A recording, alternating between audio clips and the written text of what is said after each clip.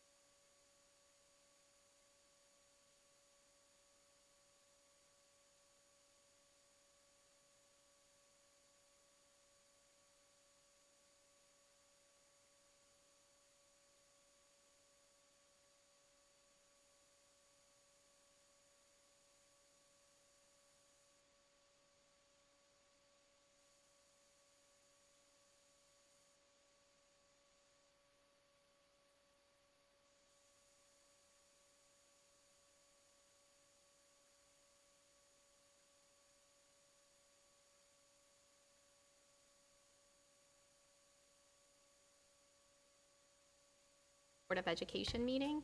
Can I please get a motion to resume open session? I would like to make a motion to resume open session. Second. All in favor? Aye. Can we please stand for the Pledge of Allegiance? pledge allegiance to the flag of the United States of America and to the republic for which it stands, one nation, under God, indivisible, with liberty and justice for all.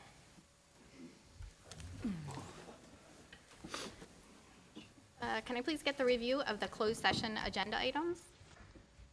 Yes, pursuant to general provisions, Article 3-305 and 3-104, the Board of Education of Queen Anne's County will met in closed session to discuss the appointment, employment, assignment, promotion, discipline, demotion, compensation, removal, resignation, or performance evaluation of appointees, employees, or officials over whom this public body has jurisdiction, any other personnel matter that affects one or more specific individuals, and to consult with counsel to obtain legal advice, to consult with staff, consultants, or other individuals about pending or potential litigation, and to conduct collective bargaining negotiations or consider matters that relate to negotiations. Thank you.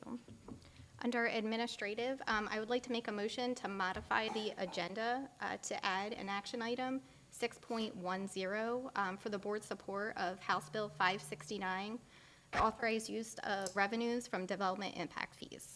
I second. All in favor? Aye. Aye. All right. 2.01, can I please get a motion to approve the February 4th agenda as presented? I would like to make a motion to approve the January 7th closed session minutes as presented. Second. All in favor? Aye. Can I get a motion for 2.02 and 2.03 for the approval of the January 7th closed session and the January 7th open session? I would like to make a motion to approve the January 7th open session and closed session minutes. Second. All in favor? Aye. And can I please get a motion to approve the January 21st budget work session minutes and also the January 21st closed session minutes? I would like to make a motion to approve the January 21st budget work session minutes as well as the closed session minutes. Second. All in favor? Aye. All right. 2.06, we have appointment of superintendent. Before we go on to take a vote, I would ask any of the board members if they would like to say anything or have a few words before we go into voting. Anybody wants to go? I do. Actually, I do. Okay. Dr. Kibler has been with us for a number of years. In the last few, he said he was going to be the assistant superintendent for a year and stay around. But that didn't happen, but that's okay. We'll keep working with it. But thank you very much for all of your support and the time that you've spent coming up to speed really quickly and keeping us going in the right direction. Thank you. So I'll say a couple things. Dr. Kibler here, he has been putting out fires in the school district, both literally and figuratively, since he has taken over. Addressing urgent operational challenges while stabilizing district systems and priorities. Under his leadership, the district's budget has been brought to clear focus with improved transparency, accountability, and strategic planning to ensure fiscal responsibility and long-term sustainability, and that's with a lot of help to the finance department as well. He has also worked to enlighten and strengthen the district's work culture, fostering collaboration, professionalism, and renewed commitment to students, staff, and the community. And I want to say thank you very much for that. And we've seen a noticeable difference in this school year with Dr. Kibler at that. Thank you. Just echoing Shannon and Matt's words, Dr. Kibler's leadership and his genuine personality and his fostering with his relationships with the board, with the community, with the teachers, we've heard nothing but great support on his behalf, so we thank you again. What they said, plus, as a parent of 5 children that have gone through Queen Anne's County public school systems, especially with 2 younger ones now, I could not feel more at ease that Dr. Kibler is at the helm, and I feel confident that the county's going in a positive direction. I am excited for the collaboration with the executive team as well as the board and Dr. Kibler, and I'm excited for what the future holds. Welcome, and thank you, Dr. Kibler. We're excited to have you, and thank you for making our job so easy. I think even if we had done a search, we would have ended up with you and the best candidate, so right. excited. Do we have a motion? Yeah, I would like to make a motion to appoint Dr. Matthew Kibler as the superintendent of Queen Anne's County Public Schools for a 4-year term beginning July 1st, 2026 through June 30th of 2030. I second. All of those in favor? Aye. Welcome aboard. Yay!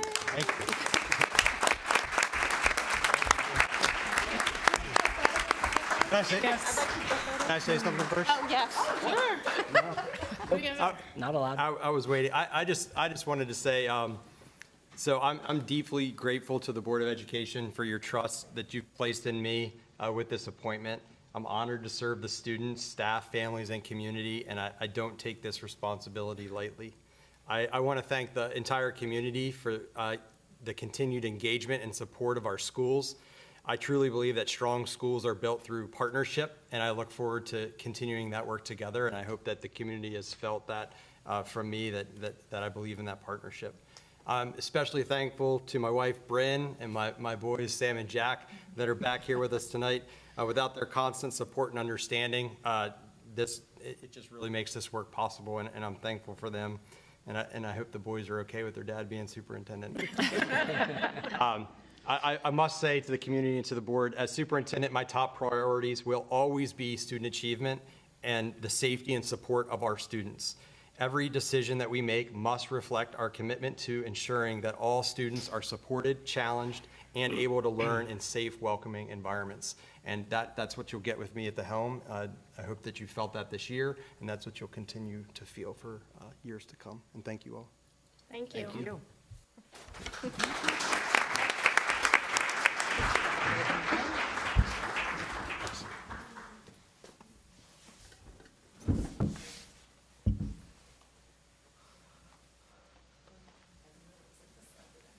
You're part of this party.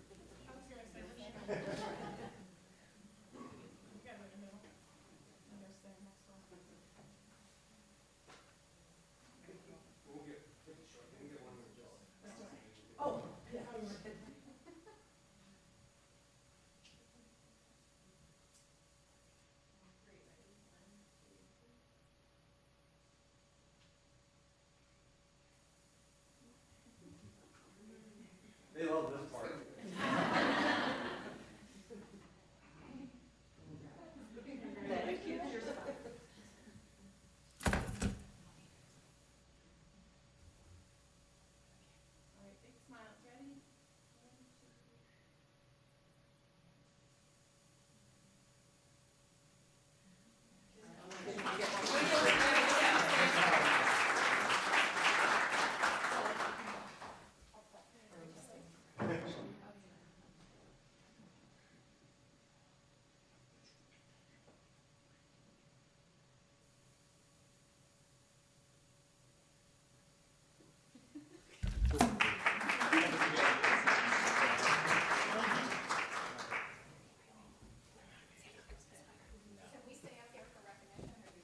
Oh, are we ready? Okay, cool. Cool, thanks.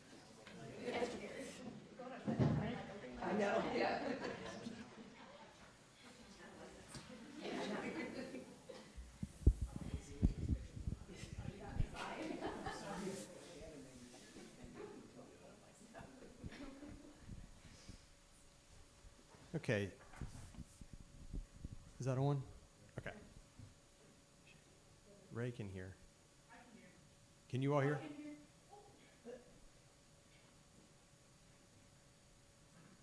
Test.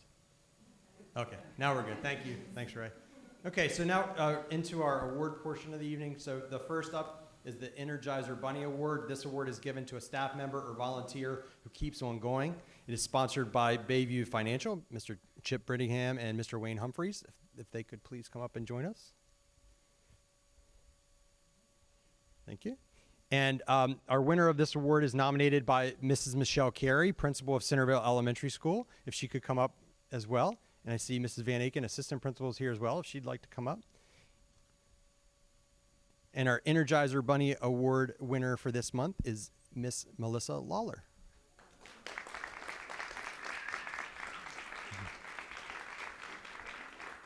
Congratulations.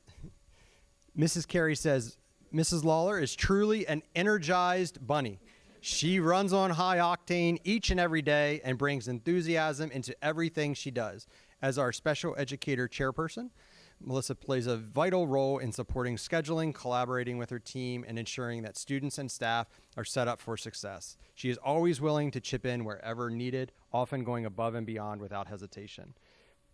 Ms. Lawler's positive attitude, strong leadership, and team-first mindset make a meaningful difference every day. Her contagious laugh brings joy to those around her and create a ripple of positivity throughout our team, boosting morale, fostering a supportive, welcoming environment.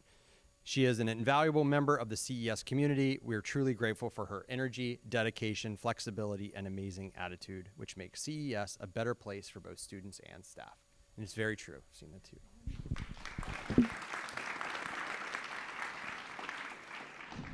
Get up here. I'm not doing this by myself. And this might say something, but this is my. All right. In my 24 years.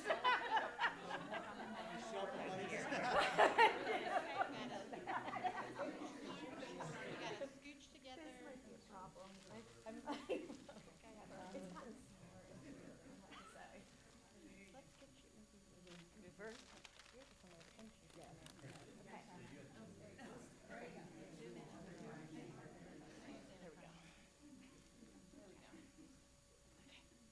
All right, everyone on three, ready? 1, 2, 3. Thank you. Yo. Oh, yes, please, thank you.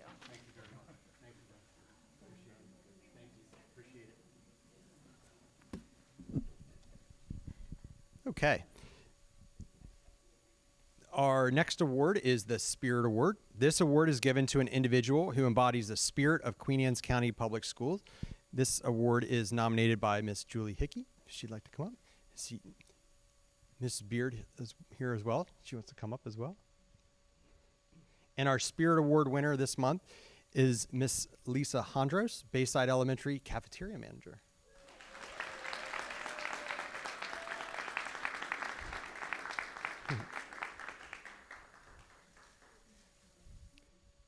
So a lot of people had a lot of good things to say about you. So I'm gonna sum up a couple of them if that's all right. So Lisa embodies the very essence of what makes our department special. Her optimism, happiness, and overall positive attitude is an asset to the food service department and the students and staff at BES. She consistently shows up with positive energy and continually comes up with ways to make school meals exciting for the students at BES.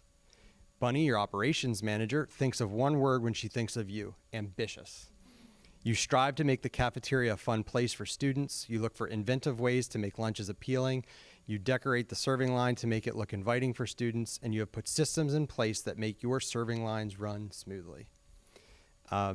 Ms. Deacon, principal at BES, added, Lisa is the driving force behind our amazing cafeteria staff. She is truly spirited, and her energy and enthusiasm are absolutely contagious. She meticulously decorates the cafeteria throughout the year, beautifully transforming it with each season. She greets everyone with a warm smile and is welcoming to all students. Congratulations.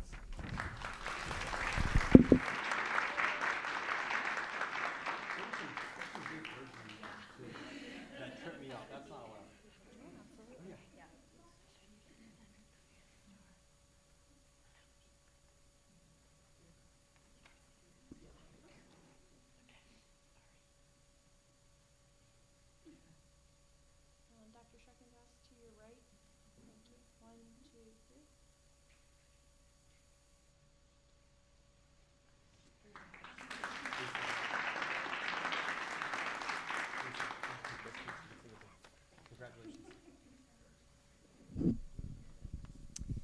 Okay, and our final award for this evening is the Shining Star Award. The Shining Star Award is presented to an individual in our school system who shines.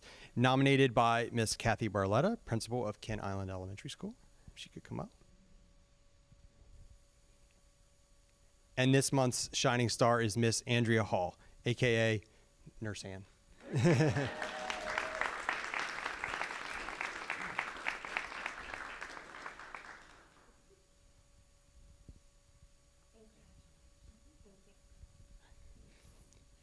Ms. Barletta says, Anne has been the nurse at KIES for the past 6 years. Her dedication to the needs of the students is outstanding. Not only does she take care of the scrapes, bumps, loose teeth, and illnesses that happen at an elementary school, but she also tends to the students who have daily medication, feeding tubes, catheters, and diabetes.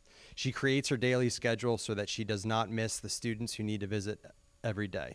Not only does she tend to the student, but makes phone calls to parents and logs all the data into PowerSchool. Last year, she had over 4,000 documented visits to the health room. Wow. She communicates with her supervisor as well as the other nurses in the county and even provided training during their PD. Nurse Ann also completes a hand washing lesson with each of the first grade classes. Although not often, but on occasion, we have had serious medical attention needed for staff and students. During each of these events, she remains calm and provides her medical knowledge to help the staff, students, students, staff members, and parents navigate through what could be a very stressful situation. Ann's dedication to Kent Island Elementary School makes her our shining star. Congratulations.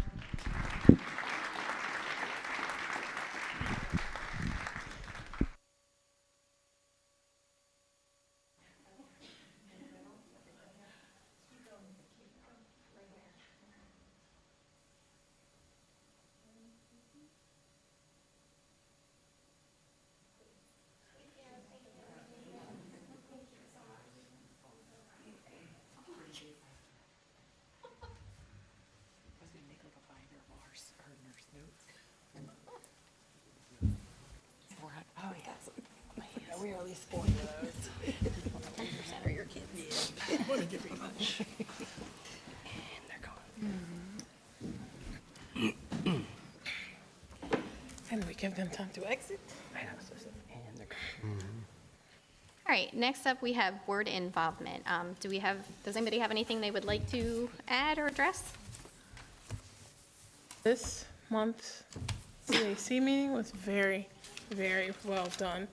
Thank you to Ms. Passon for engaging all of our parents and volunteers on some documents that the board will be receiving for policy changes and updates. It was very enlightening. I had a lot of good time. I'll try to come back again. Great, thank you. Don't have much for board involvement this month with the weather and kid activities, but we have a busy month ahead of us. There's a lot going on the next couple weeks that I think we all are going to take part in, and we look forward to seeing what these events have to bring forward. I was able to attend a commissioner liaison meeting, but I would just like to thank everybody for bearing with the snow, the ice, all the people that have to make the hard decisions about canceling school, not canceling school. I know they get a lot of strife for their decisions, but everyone has to remember that they're trying to look out for the well-being of 7,000 students, not just one student. And our county is so diverse that you can walk out somebody's door and it's different on Kent Island than it is opposed to Churchill. So I just wanted to thank you for all the hard decisions, and we're back in school, so that's all that counts. January was filled with lots of strep and stomach bugs and days home with my children. So I'm looking towards February. I'm really excited. I'm going to be going to Sudlersville Middle School on Friday for the African American celebration at 6 p.m. To 8 o'clock. So hopefully I'm going to be taking my little ones there, and hopefully I've heard amazing things about it. Good food, good time. So hopefully I'll have something exciting to report next month. See you there. I just did the MABE legislative meetings this month. They had, the MABE legislative day had to be virtual, so it was not as engaging and interesting as the other ones, but they did have some good speakers, Brooke Learman, the Comptroller of Maryland, and then the head of the IAG were on the call, and then we had another meeting this last Monday virtually. And just to let everybody know, MABE has, if you just Google MABE, M-A-B-E, legislative tracker, they have like every bill that is related to schools, and then their positions on it and everything. So it's a really easy way to see what's coming up in Annapolis this season. So that's it. Thank you, everybody. Our student board members, I'll let you guys duke it out who goes first. This month at Queen Anne's County High School, we are celebrating CTE month. We have senior events on the 10th, networking on the 11th, and some mock interviews on the 12th.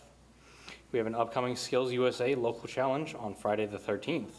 8 different CTE pathways will be represented and compete in the Queen Anne's County High School lobby. The Blizzard Ball, sponsored by Best Buddies, will be not this Friday, will be Friday, February 20th. And the Future Farmers of America Spirit Week will be from February 21st to February 28th. We're excited to get rolling in semester 2.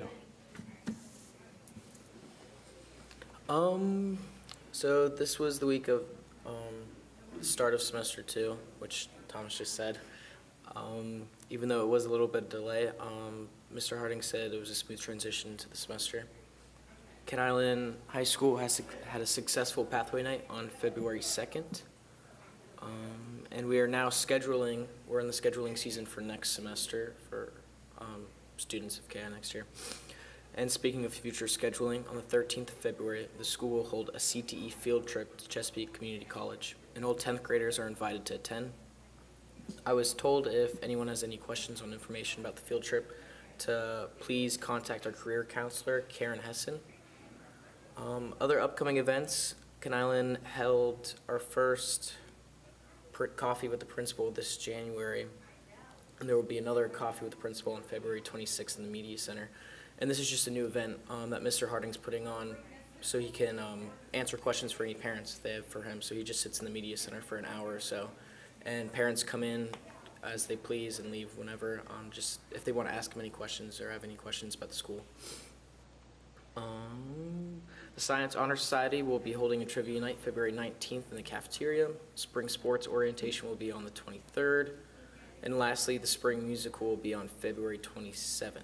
And this spring, it will be Annie. Nice. And that's all for KI. Thank you, gentlemen. I know this says interim, but Superintendent Kibler now. Take that word off. So obviously the snow threw a wrinkle in the plans, but so I didn't get out to too many events with being closed for a couple of days, but I did get to attend a boys basketball game at Queen Anne's County High School and a girls basketball game at Kent Island High School. Great to be at. I also went to the Queen Anne's County Economic Outlook event put on by the Queen Anne's County Economic Tourism and Development Department. That was really just a good way to see leaders across Queen Anne's County businesses and government and things and have everybody together. Members of our Eastern Shore delegation were there and spoke, which was nice. We learned a little bit about the Maryland Transportation Authority and the new bridge that's coming far down the road. So I'm not going to comment too much on that, so I don't say something out of turn. But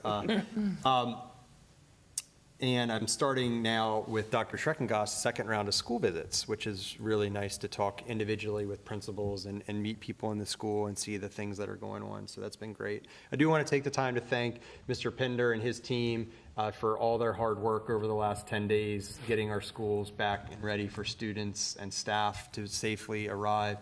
Not easy. That storm is something like I've never seen before with the snow and then the ice on top, and thank you for your work. Also want to thank just our county roads crews and as well as the town municipalities making the town safe and the county safe for travel and get our schools back. As Ms. Cape said, it's no easy task, and you know, you look out one side of your house and see one thing, you look out the other side of the house and see something different. And when you have to make a decision for 7,500 students, a couple thousand staff members, when you include the bus drivers, and you have student drivers and parents driving people to school, it's no easy decision. We will always make the decision that we think is safest for all of those folks. And I'm sorry that sometimes it's an inconvenience, but the safety is going to come first, and that's always going to be where we make our decision. So thank you for all your hard work. Thank you. Next up, we have citizen participation and public comment. We ask all speakers to keep in mind the following guidelines. Speakers should sign the roster, including their telephone number and address. Comments should be limited to 3 minutes in length. Comments longer than 3 minutes should be submitted in writing. Statements to the board should relate to a matter of general policy over which the board has authority. Comments about the actions or statements of individual staff members are not appropriate for public comments and should be referred to the superintendent of schools or board president. If you have any specific questions, the board will make sure an appropriate staff member responds to your question. The board respects your desire and right to convey your message freely, but asks as a courtesy to this board and our citizens that you show respect for all. First up, Crystal Connolly.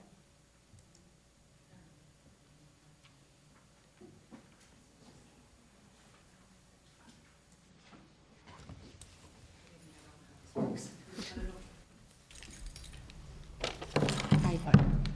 So if you just state your name and address and Sure. then. My name is Crystal Conley. We live at 1250 Grange Hall Road in Centerville.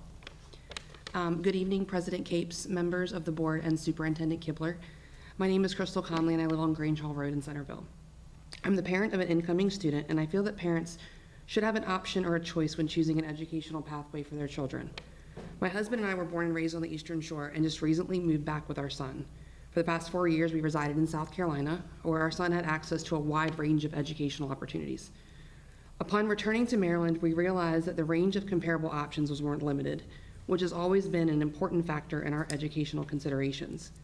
Queen Anne County Public Schools offer many strengths. However, we feel that a charter school could provide a unique and enriching learning environment that is better aligned with our child's growth, development, and academic goals. I was fully prepared to homeschool my son. However, having a charter school option would allow our family to join and stay connected to the Queen Anne County Public School System. This would not only support our educational goals, but would ensure that public education funding remain in the local school system rather than being directed toward a private or homeschooling alternative. I am personally aware of many local parents that feel similarly and would value the ability of a charter school option. A public charter school will be part of Queen Anne County Public Schools as a tuition-free choice for students and parents that operates with increased flexibility in scheduling and curriculum, but is still held accountable through a performance-based contract and ongoing oversight. It is designed to be fully aligned with state academic standard, accountability measures, and reporting requirements. It is designed to serve all students, and enrollment is open and inclusive with full compliance for students with disabilities. A charter school would implement a classical content-rich approach, one that emphasizes strong literacy, mathematics, science, history, and critical thinking skills.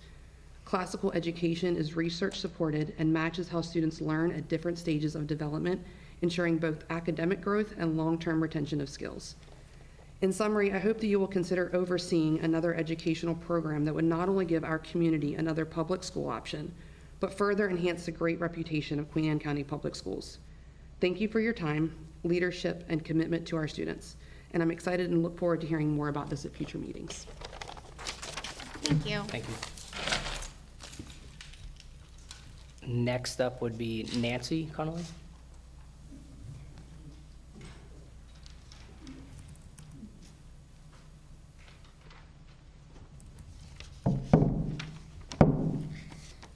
Good evening.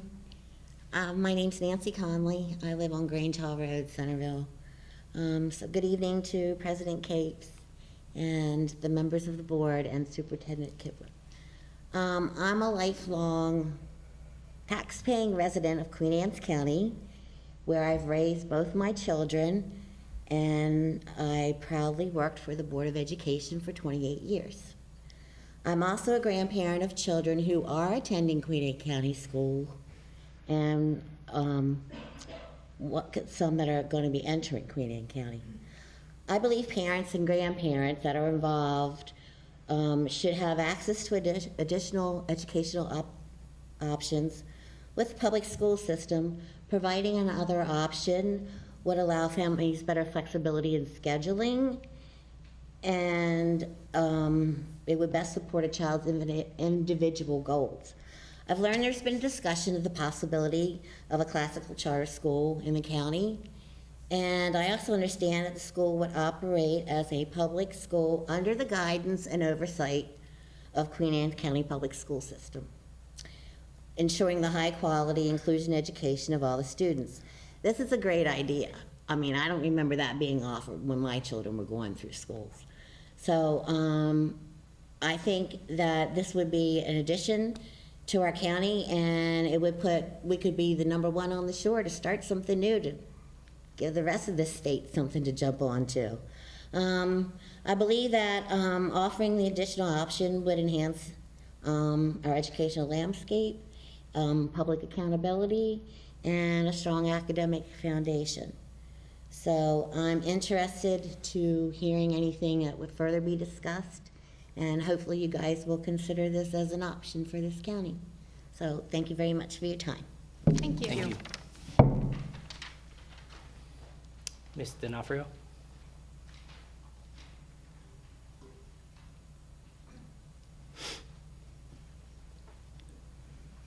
Good evening, everyone. I wanted to come up and say a couple things. Dr. Kibler, you forgot an event you were at, because I know I saw you at bingo. Did anyone see that? Dr. Kibler is so amazing. He went up, he was called up to stage, graced us all by participating in the event and calling out a number, and he called out his own family's number, 50-50. And then, Out of 500 tickets. to show you his character, to show you the man's character, he went ahead and called another number right away and shared that generosity, as did our Energizer Bunny, Miss Lawler, pass on her gift to a student, which shows us just two great examples of character that we have in this school district. And I am super excited to hear that he's going to be superintendent. As a parent, I see big changes this year. I see more transparency, more openness, and I think that's going to, I think we've got a long way to go, but that mentality, that openness, that generosity, that genuine concern and ability to kind of be in there and part of the community, not just as somebody attending an event and witnessing it, but as somebody who is approachable, as somebody who is there and just shows up in a really big way with that. And it's not something I really got to see last year with leadership, but I see it now and I am very happy about it. That being said, I am also really excited to see some things that are going to be spoken about today, including snow days and virtual learning, because we need to be more proactive and less reactive. That may mean making more snow days built into the calendar to start with, and working on a feasible virtual plan for our students and our teachers. And given what happened in Anne Arundel, one of our neighboring counties today, Dr. Kibler stating that safety is a priority is also a great comfort to me as a parent, knowing that he's going and setting foot in these schools. When I see Dr. Schreckengost at the schools sometimes, or any number of you, when I see you physically in the school, that is such a positive sign for a parent that you're really here for the community. And I want to see more than that. I want to see more and more of it until we have the support and the staff to make sure that we can bring up the intellectual abilities of our students and bring down the numbers of safety concerns. And I also want to say, while I'm here, last time we touched on a point of why are parents leaving, why are the enrollment numbers going down, or why are more parents homeschooling. Please take a look at previous meetings. Parents came here last year and I listened to them. Teachers came here last year and I listened to them as they spoke to maybe some different faces, but they spoke their concerns. And if we really want to get at the heart of what's happening, contact the teachers of some of the students who have left, because they'll have insight into where we can improve. Thank you. Thank you. Is there anybody else?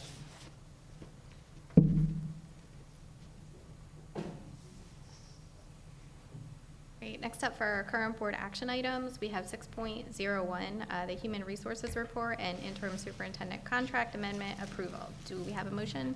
I'd like to make a motion to approve the Human Resources Report and the Interim Superintendent Contract Amendment as presented in closed session. Second. All those in favor? Aye. All right, 6.02. We have Kent Island Elementary School primary and intermediate playgrounds with Mr. Barraclough.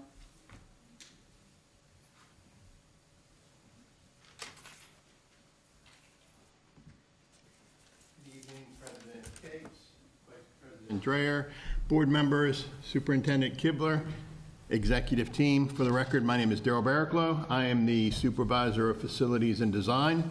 Before you this evening, we have the award of the Kent Island Elementary School Playground Replacement Project. Late in 2025, I met with administration of Kent Island Elementary School as well as curriculum and instruction to review some of the needs and requirements that were that needed to take place in the replacement of both of the playgrounds. Some of the key things that that we talked about were the need to relocate the intermediate playground closer to the school so that it could be used safely. It could be moved away from the cross-county trail. That was always a concern for members of the community as well as staff at the school, as well as the SRO at the school, who pretty much had to spend a lot of time out there kind of policing the area, making sure that things wouldn't happen. So that was a primary objective, and the other objective was to make the playgrounds accessible, adaptable, and include a wheelchair accessible swing. So with those and many other key elements, we approached the project in a very different manner than we have previously for playgrounds. In the past, many of the board members may remember I would come before and ask for approval based on award of a project through a cooperative purchasing agreement. What we wanted to do this time was a little bit of a different scenario. I like to call it a design charrette, where we basically give a select number of contractors the opportunity to look at the project, review the requirements. They're given a design to budget, and along with other criteria, they provide us with what they can do for that budget, and then we go through a quality-based selection process. That process includes four school board member, or school employee members. It includes Ms. Barletta, myself, Mr. Pender, and a member from Ms. Angela Giebert from Curriculum and Instruction. We reviewed all of the packages and scored each of the each of the submissions independent of one another, and upon that we came up with a first round candidate, a second round candidate, third and fourth. The fourth round candidate, we did find that we had to disqualify that because their pricing did not fall within the stipulated budget that we gave folks, so we could not even really review or score that package, since it would be impossible to award to them. So with that, we came up with the highest scoring candidate was Game Time, operating as Cunningham Recreation. Just for the record, they are the contractor that had done a lot of the previous playgrounds, so we do have a long-standing record with them. It was really nice to kind of go through this process. I think it made a lot of the contractors sharpen their pencils and kind of put their best designs forward. So everybody was happy with the submission. This evening we are seeking approval and award to Game Time for the playgrounds at Kent Island Elementary School. Any questions? I do have a question. When would it be installed? That'll be this coming summer, okay. Summer of '26. Anybody else? No? Do we have a motion? I'd like to make a motion to award the installation of the primary and intermediate playgrounds at Kent Island Elementary School to Game Time, care of Cunningham Recreation, fiscal impact $719,999.99. Budget source County CIP FY26 funds. Second. All those in favor? Aye. Thank you. You're up next. Yes, I am. Okay. Next on the list is a capital budget transfer. I am asking for approval to move $40,000 of the remaining funds from the Queen Anne's County High School roof replacement project to the 2026 project, Kent Island Elementary School fire alarm replacement. This transfer is needed to bring the budget up to $400,750. That would be inclusive of both state and county funds, and that would allow us to award the project. Any questions? So the high school roof replacement is done. Yes, that project is done and it's financially closed out. It's kind of what we were waiting on before we started the transfer process. Gotcha. Else? Do we have a motion? I'd like to make a motion for the Queen Anne's County Board of Education to approve the internal budget transfer request, no fiscal impact. Second? All those in favor? Aye. Up with us again for that fire alarm replacement. Yep. So now that we have the transfer approved, we did go out earlier in 2025 in June and September. We sought pricing from Johnson Controls. Johnson Controls is our fire alarm provider. We are sole sourcing this so that we maintain continuity of materials, manufacture, and reporting and software and all those different things, as well as the model of the actual fire alarm control panel. That is sole sourced through Johnson Controls. So what we do is we sole source the materials through Johnson Controls, and Johnson Controls goes out and solicits 3 different prices from qualified electricians to install their work. So with that, they did receive 2 pricing, with 1 declining to bid. Lywood was the low electrical installer at $201,557. Battaglia was was relatively close in their pricing. However, Battaglia did not include the requirement for wage scale pricing that's required for this project, since it is a state-funded project. So inclusive of Johnson Controls material and Lywood's installation, the total cost of materials and installation is $397,557.10. And as I mentioned, the funding breakdown is shown on the second page of the agenda item, and it does include local funds, FY25 local funds, and FY25 state funds. Any questions? How often do you have to replace that fire systems? This one's probably about 25 years old. I mean, within probably 5 years of that. I'd have to go back and look at the records to actually tell you the numbers, on the actual age of it. But it's really expensive.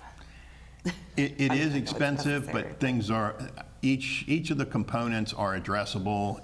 So as the system goes out, and a sensor comes back to it, it's all directly linked and all of that. So when we get a call for a smoke detector or anything like that, our maintenance department knows exactly where that is when it comes in, since it's an addressable system. And the other nice thing about maintaining Johnson Controls through it, all of those systems are accessible through an iPhone or a Android app, and our maintenance department can access it and check on things or troubleshoot or do all of those things right from their handheld devices. And this is not the sprinkler system, this is just the actual fire alarm This is the actual system. fire alarm system. Okay. Pool stations and those types of things, strobes, audibles, strobes, and pool stations. Thanks. Anybody else? Do I have a motion? I'd like to make a motion for the Queen Anne's County Board of Education to award a purchase order to Johnson Control Fire Protection LP for the replacement of the fire alarm system at Kent Island Elementary School. Fiscal impact, $397,557.10. Budget sources, FY25 local funds, budget transfer, and FY25 state funds. Second? All those in favor? Aye. Thank you. Thank you. Next up, we have Mr. Pinder for new buses.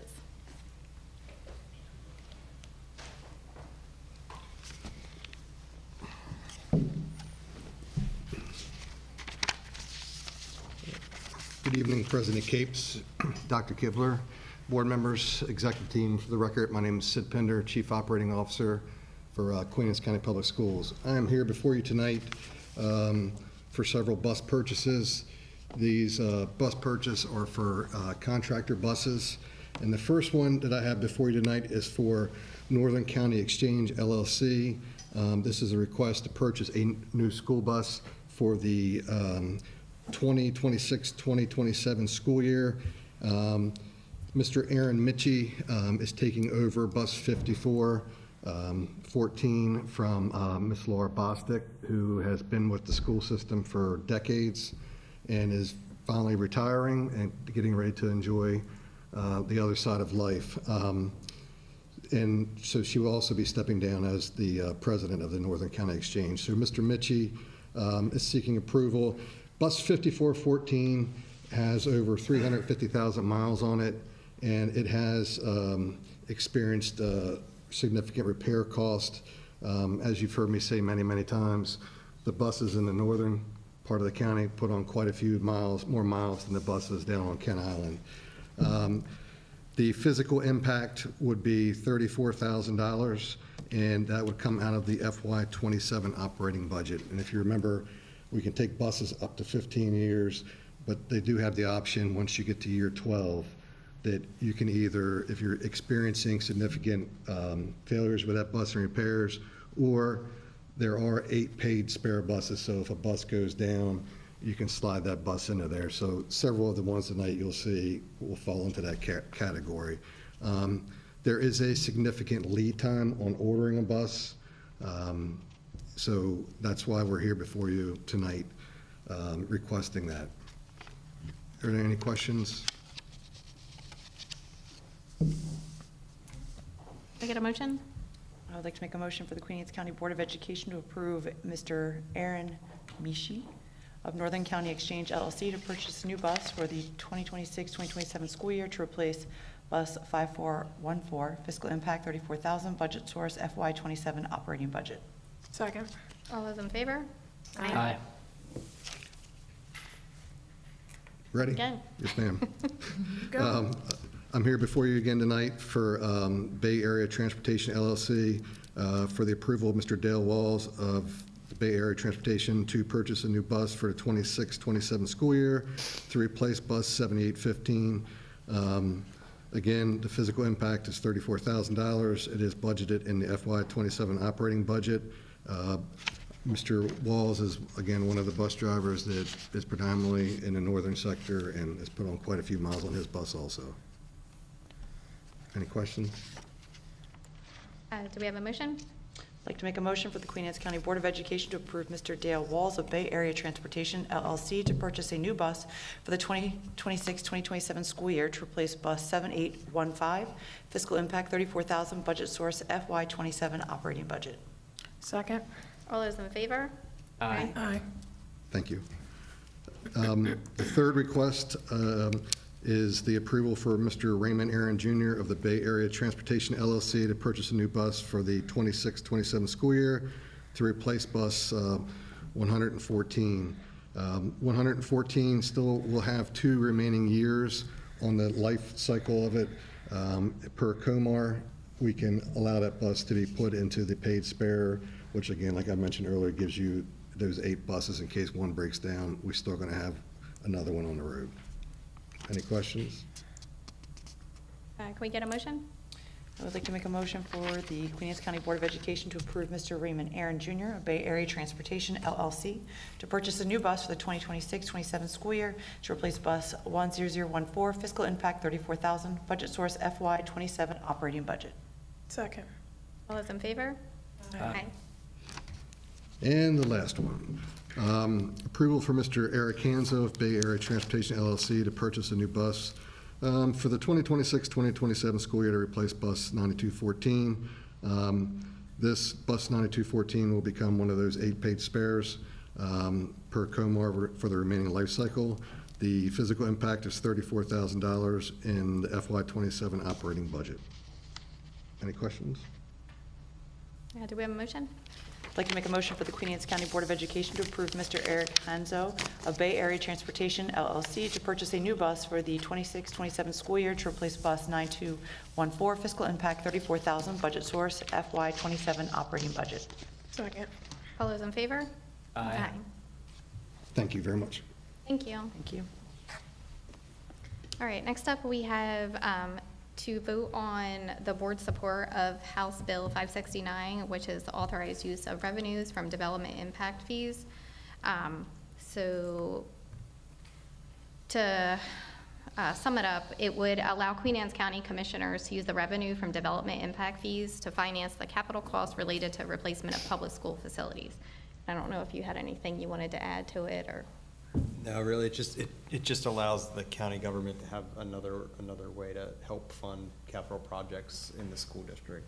So really just a benefit to the school system, putting our support behind this bill. And then they also asked that somebody come testify next week. So I know Matt offered, he's available. I don't know if anybody else had any What day? objections. It's on Tuesday, the 10th, I believe. At 1. I believe it's in person. Yeah, it's as in well. person. Where? In Cinema? In Annapolis. Annapolis. At the General Assembly. Might be able to. Can I? Do you want me to find out if I can do it? Yeah, Matt can, if you don't, or is it? Oh, two- no, if two- you're only one two- person, or is it two people? I think two, Two- if you both wanted to go, but usually I think they will only call a certain number of people up to the table to actually sit and speak. So one of the two of you would probably have to decide who's going to do that part, but certainly having more members in the audience to show support would not hurt anything. And you said it's at 1 o'clock? Yes. I can go. All right, I'll make a motion for the board to support House Bill 569. Do we have a second? Second. All those in favor? Aye. Aye. All right, does anybody want to take a break? Not hearing yes, so we'll keep going. All right. Next up for our information items, we have Bridget Passon for the first read of Policy 634.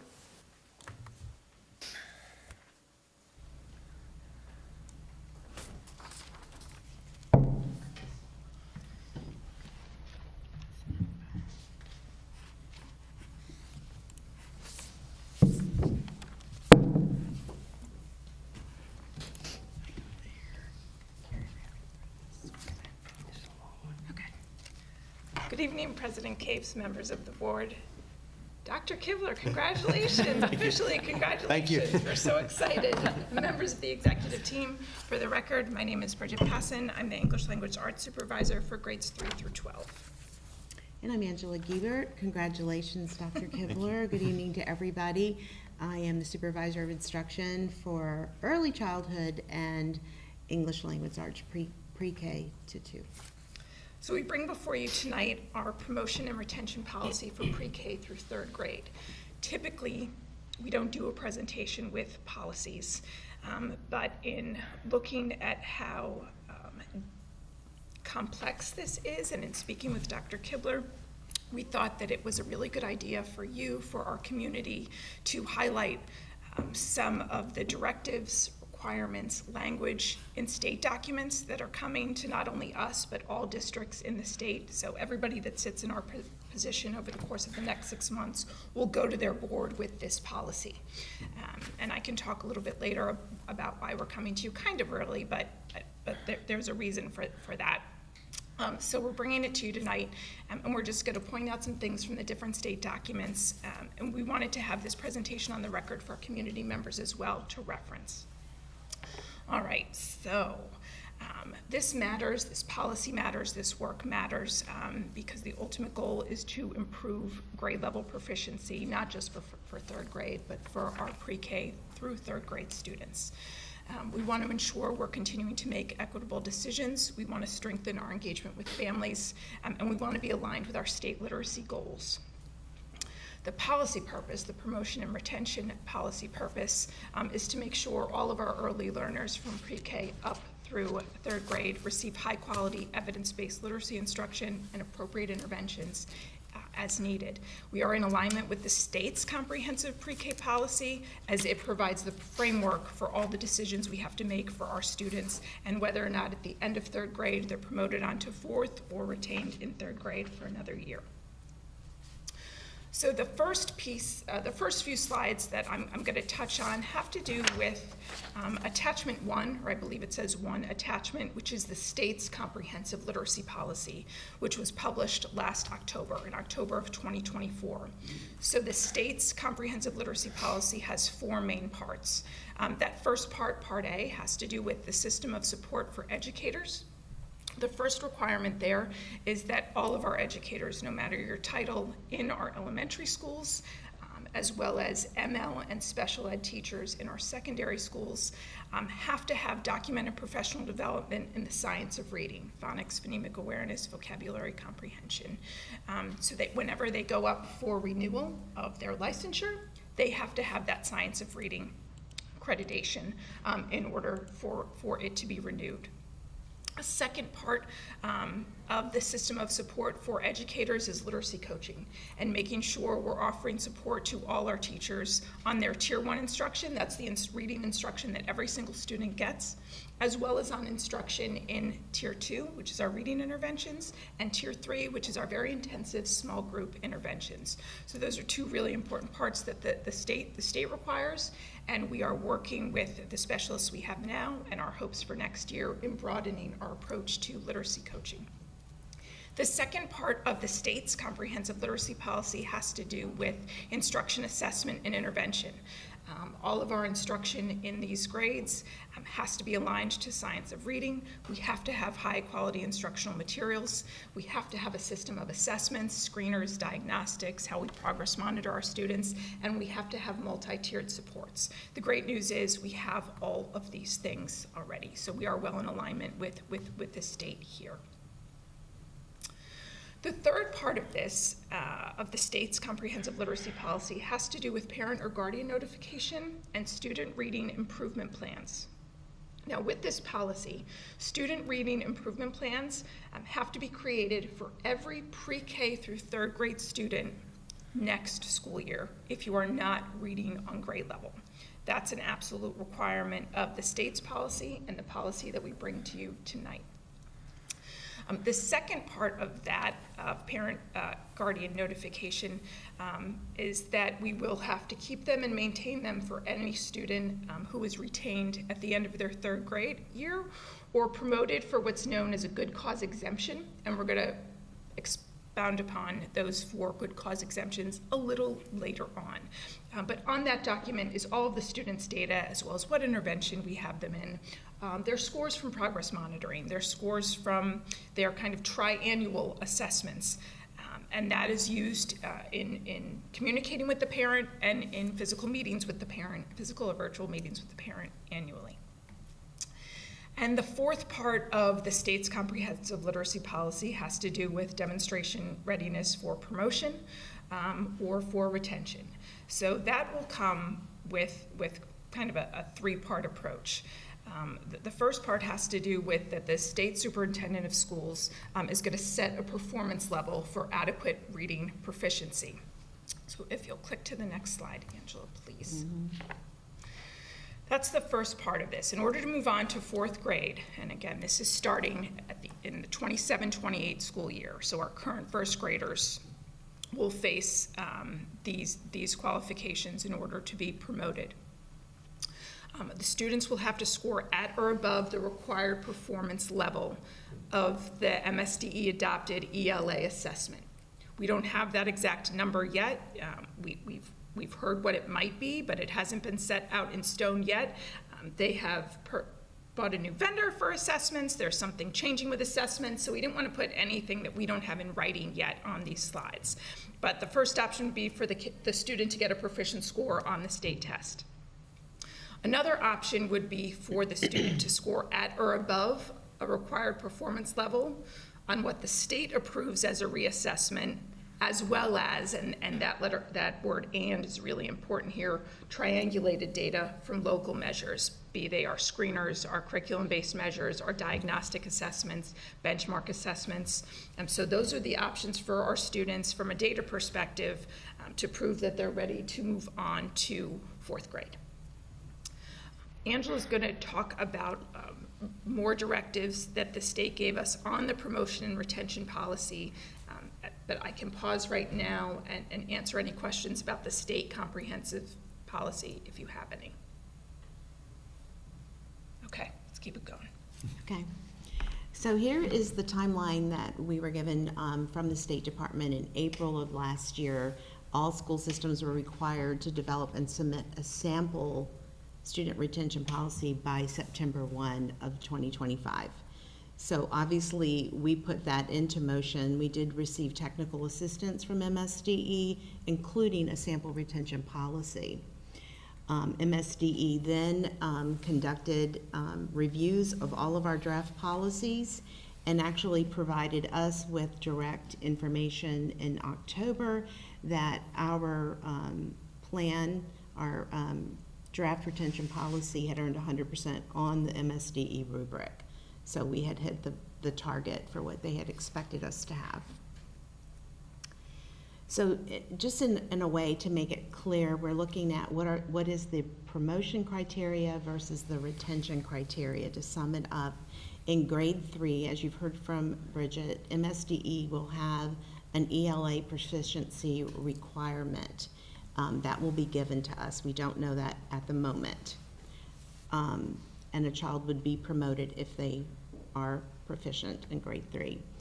Or MSD will have a reassessment, and that's to be determined. They're in the process of developing that, along with the triangulated data that Bridget just referred to.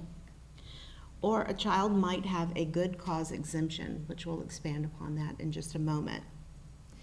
Children that would have be considered for retention would be children who do not meet this ELA proficiency per the MSDE requirement. They don't have a good cause exemption, or the parent consents to the retention, or we may have a situation where a parent doesn't respond to the school system's recommendation for retention, and the school system is permitted then to retain the child.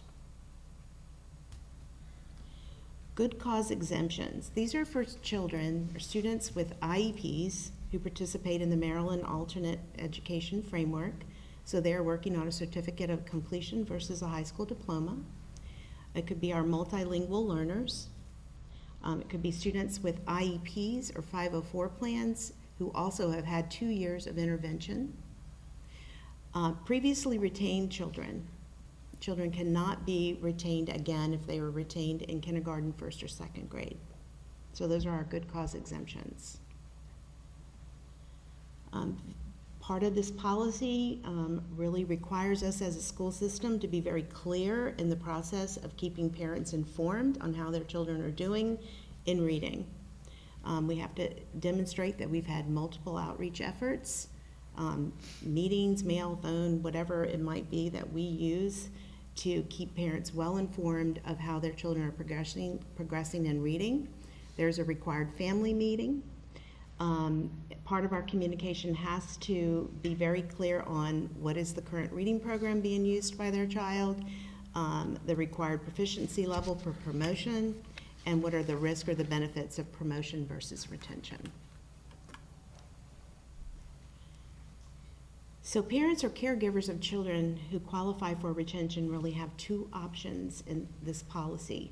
One is to consent to the designation of retention in 3rd grade upon the recommendation of the school, or parents can choose for their children to be promoted to the 4th grade with the condition that they consent to their child enrolling or participating in a supplemental reading support program that we provide as a school district, and that is approved by MSDE at no cost to the parents or the guardians. So those are the 2 options for parents. Well, what happens if a child is retained? A child must have a student reading improvement plan reviewed that includes the following: how they are accessing their Tier 1, their core reading instruction. They have to have intensified interventions beyond the previous year. There has to be a good description of all the evidence-based strategies that are being used. They have to be provided with daily small group explicit reading instruction, frequent progress monitoring, and data reviews. They also have to have access to that before and or after school supplemental supports that I just referenced in the previous slide. They also have to have a family read at home plan. So those are a lot of requirements for our district if we do retain a student. I don't know if you have any questions at this point before I go on to our current status. Can I just put a point in? Sure. So as we hear the presentation the first time we're presenting it to you all, think about all the additional support that students and staff need in here. So when we get to budget later on, and you see again the request for the math and reading specialists, the reading specialists going to be very necessary to implement this policy the way it's intended. This is going to be a big lift. Is it good? Is it good for kids? Yes, but it comes with a cost too, and a lot of time commitment and training, everything, support for students, the coaching. So just that's all I keep thinking, hearing that part too. It's real. So, sorry. I just had a couple questions on the promotion, like choosing grade 4 promotion with the consent of the parents. Or is that just basically pushing them through? I know you have a supplemental plan that they're going to have, but doesn't that just compound the future if they don't continue to get proficient? I mean, aren't we just, at that point, that's been a complaint across the entire U.S. is we're just pushing students through. It almost seems like if the parents just want to move on, but we know there's not a ton of accountability going on these days. Not saying it for all. But that's why the second page. Well, I understand they have the SRIP program, but they're in 4. Are you going to retain them in 4, or do they go through the parents get an option to move them to 5, and then they get an option to move to 6? It can be a compounding situation. So I know this is a state situation, but have we asked these type of questions where sometimes it's not the parent's decision?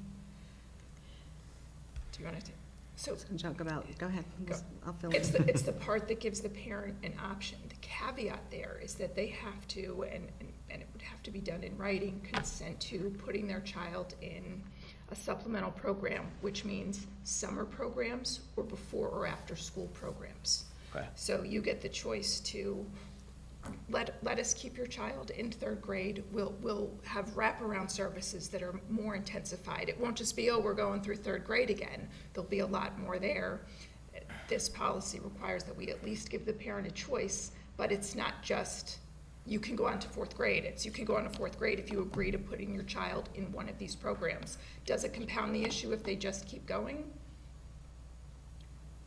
As a literacy expert, I would say yes. I would agree with you. It's why, we can talk about why we've chosen 3rd grade. It's that pivotal year where you're switching from learning to read to reading to learn and all that comes with it. But so to answer your question, yes, but we want parents have to have a say. Right. No, I'm tracking. The summer school, before and after school, that answered my question is Okay. what What's else is their- going on besides what are we just gonna do to the help? SRIP program. I thought was maybe just having parents at home helping them, or you're moving along here, here's some extra reading. I wasn't sure what other avenues there was approached by the state or the school district to kind of help them, guide them back to where they need to be. And I'll be back at some point all by myself with the adolescent literacy policy, which picks up in 4th grade and goes on to 12th. That just was released by the state last week at their board meeting, the first draft of it. So it's open for public comment at the state meeting, at the state level. And then once all that approval for the grade 4 through 12 version of this comes out, then I will have to do the legwork for those grades and be back to talk more about what happens as a child continues on to support their literacy growth. Okay. And then next question about the multilingual learners being able to be a good cause exemption. Mm-hmm. Again, doesn't that compound if they're not able to read in English and then they're getting a good cause exemption to move along? How are we remedying that situation? Because being bilingual or not first language English, I understand that is difficult for these students, and we want to help them move along. But if you have a good cause exemption, what is being helped with them? Is that the same manner as the other students? So that says it has to be in accordance with WIDA criteria, which is the assessment that we use for our multilingual learners to make sure that they're growing in their language development. So they have to hit certain benchmarks on that ML assessment in order to show they're acquiring the language, they're learning it at the rate they're supposed to. If they're not demonstrating growth on that WIDA test that's on that slide, and I can't think of what the acronym means right now, but if they're not demonstrating growth, they wouldn't be eligible for a good cause exemption. Okay. And if a parent chooses to not go with their attention and to go with the services over, before and after school or summer school, and they don't comply, they don't send them, would they basically be held back? I'm really hoping that gets answered in the adolescent literacy policy, because I have the same question and I can't get a clear answer. Like, okay, well, what if you don't show up to our summer program? Then what happens? So that is a question that's on my mind as well. I'm sorry I don't have it. I just didn't know. No, it's a great question that I hope to get some clarity for that what is happening this summer between 3rd and 4th grade, especially if you said, no, I want my student to move on. And are there other counties, regardless of whether or not it's Maryland, that are already doing this? Are we kind of, is this? Other states have done this. Okay, So and the data is showing that this is helpful? Mississippi, Indiana, Florida, there's a third one I can't think of. They've all shown it's caused no harm to students. And in all of those cases, by the time students get into middle school, they're demonstrating growth in literacy. I think there's about 10 states that have done it, but the research that's been given to me has been for those 3 states, Florida, Mississippi, Indiana. And this is the plan that, for Dr. Wright in Mississippi, that turned those scores around. Yes. I forget Yes. the numbers, but they were in the 40s to top 10, I believe, in Mississippi. Yes. With this plan. I think the other thing to mention, because I think the question was really good about the supplemental programming, when we think about before and after and summer school programs, we probably all have an idea of what that looks like in our mind, but this is very specific around reading and has to be provided by somebody who is trained in the science of reading. So it has a lot of teeth in it for the system to put together a very comprehensive supplemental program for children. I think it's designed to make sure that kids don't continue to do poorly and be moved forward, even if parents might not feel comfortable with retention.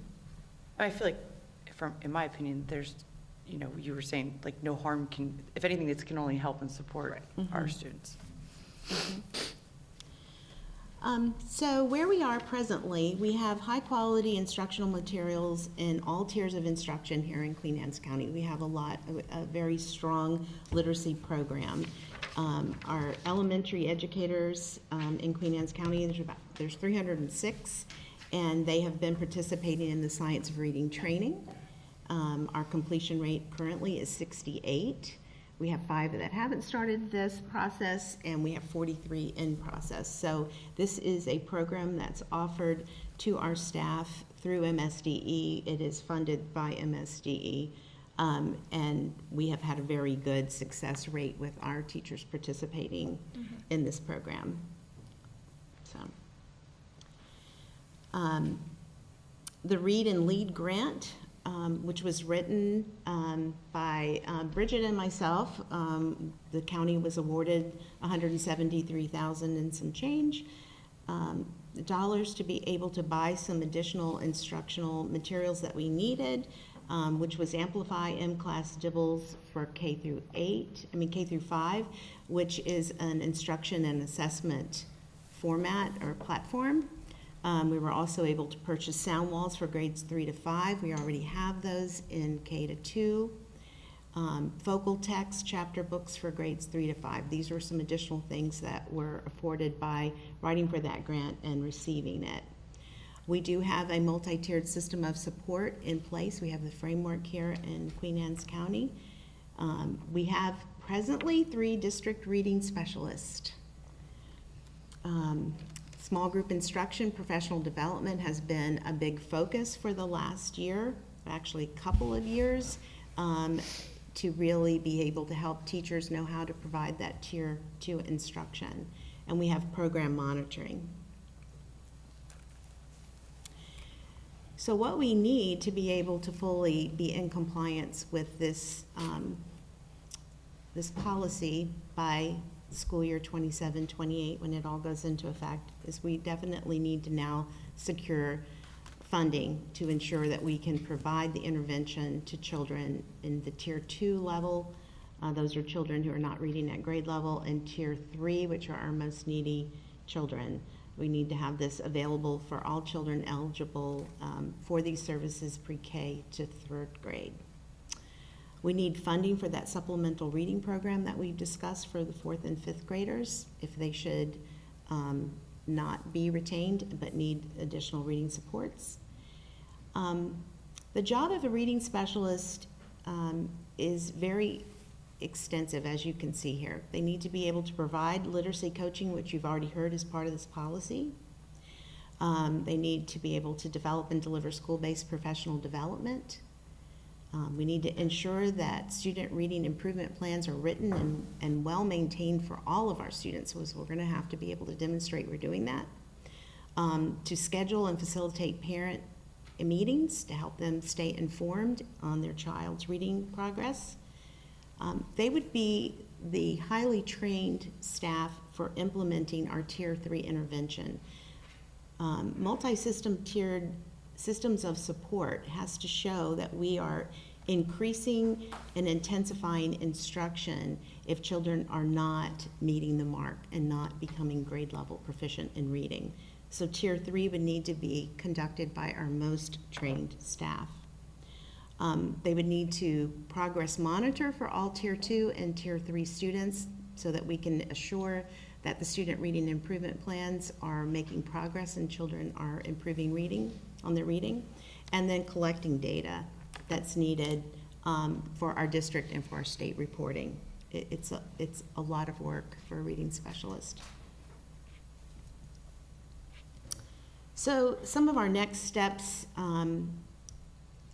Bridget and I want to be sure that we hold some literacy nights here at the Board of Ed for parents and caregivers. We want to make sure that our parents are aware of this policy and the implications, and also to be able to shine a light on our literacy plan for Queen Anne's County and how we want every child to be reading on grade level by the end of 3rd grade, because we know that makes a difference in their lives forever. So we have, you can anticipate that there'll be a website with information on the Maryland State Department of Ed Comprehensive Literacy Plan, as well as our policy that we're talking about tonight. Brochures and information that are available to share to families and caregivers throughout our district. And if I could just add on to that Yes. slide. So we don't have to have this policy ready to go until September 1 of 2026. We're here tonight in February of 2026 because teachers, and especially teachers of kindergarten, 1st and 2nd grade students, really want to be able to talk about this with parents. They asked if there was a website or a brochure or a flyer that could be connected to Letters Home. All great ideas. We wanted to be able to make sure that our board was fully informed on everything about this policy and what it includes and what it entails before we started distributing information, brochures, websites from our office, so that we're all in the know and supporting our teachers and our parents and caregivers of K1 and 2 students. You know, again, as it sits right now, it's our 1st grade, our students are in 1st grade right now who will feel the implications of this policy at the end of their 3rd grade year. I also want to mention that we are highly tracking every kid across the district who's receiving reading intervention services, but we are being very particular with what we're recording for K1 and 2 students, so that when we are sitting with parents in 27-28, we are able to show documentation, what we've been doing the past 2 years from a Tier 2 or Tier 3 perspective, data, what's been happening from a qualitative approach in their classrooms. So we're doing all this now so that we have everything in place and we can really just talk openly about it, answer questions when we come back in March and April, and then be able to have lots of public relations materials out there so that we're not all dealing with this next winter when it's coming at us very quickly. Sorry, Angela, go. No problem. So some things that we have already started, as part of my role in the district, I do oversee and supervise the Judy Centers, and the language of science of reading has really been something our parents have asked us more. They want to learn more about that. Parents of young children are starting to hear that in the literature, on TV, different places. So we have been providing some professional learning opportunities for parents on what does that mean? What does it look like? What does it involve? And the parents have been very receptive to that, and we've done several sessions on that. And that's another way we can start with our very youngest families, our youngest children, their parents, and help them to understand what it means to be taught reading in public school now, following the science of reading standards or expectations. Did you want to say something? I just wanted, the policy that's being proposed tonight for first read, that was approved by the state already. Yes. And so that doesn't mean that we can't make additions or edits to it over the next 3 months but it would, the timing of this, while everything else is really good to get the information out, teachers can start talking about it with families, but it also would give us time if as a board make any edits to it, we could still run those edits back through MSDE to make sure that they approve of the edits and everything is good. So thank you for bringing that up. You'll see in that second attachment is the sample they gave all districts of what our promotion and retention policy should look like, what should be included in it. It is pretty rigid. We will be able to do a lot. If there are points of clarification or if a part needs to be more clear, we can certainly do that. We had a lot of fun with the CAC in having them look at these documents and give us feedback. We amended some things on the policy because of their recommendations. It's been to SSIC, it's been to the elementary principals, the reading specialist. I've been talking to grade 3 through 5 teachers about this ad nauseum. So thank you for bringing that up. There won't be much of anything we can take out, but if we need to clarify or if there's something you want to add, certainly we can. We've just got to run it back to our liaison at the state and get another rubric that says you're still in compliance with what needs to be on here. In addition to the Judy Centers, no matter how old your children are, but especially your 0 through 5-year-olds, your 0 through 9-year-olds, please be reading to them at home, even if it's just 5 minutes at the end of the night or to kick off the morning. Ask those what, why, how questions, and I realize that our office should probably create like a friendly parent flyer about questions, so not just what color's the main character's hat, but what do you think the main character's going to do next? Questions that really get them thinking, that challenge their comprehension. We have a great partnership with the Queen Anne's County Library. Starting February 9th, we are kicking off grade 3 book buddies. And so there are volunteers who will come in and read to our 3rd graders on their lunches once a week. An excerpt from each book, and they're all books that we already have in our school libraries. And at the end of the 4 or 5 weeks, the students get to pick the book that they want to take home. So this is for our 3rd graders reading below grade level, are part of this initiative with the library. I linked the library, the mobile library schedule. They're in places all over our county.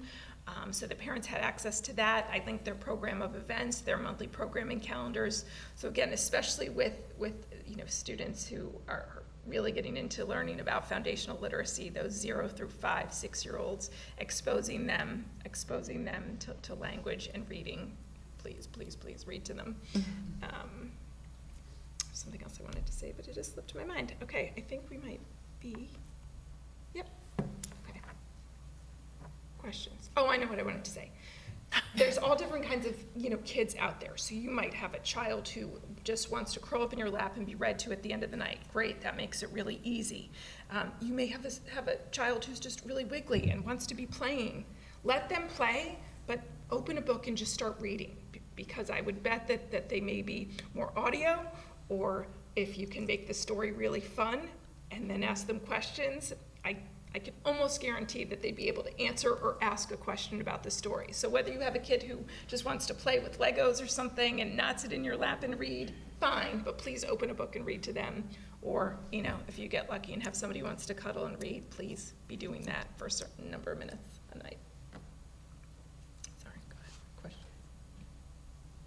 Do you have an estimate of how many of our third graders would have to be retained if we had to start this year? We do. So we did just a data pull in December. At this point, we could only use our iReady data.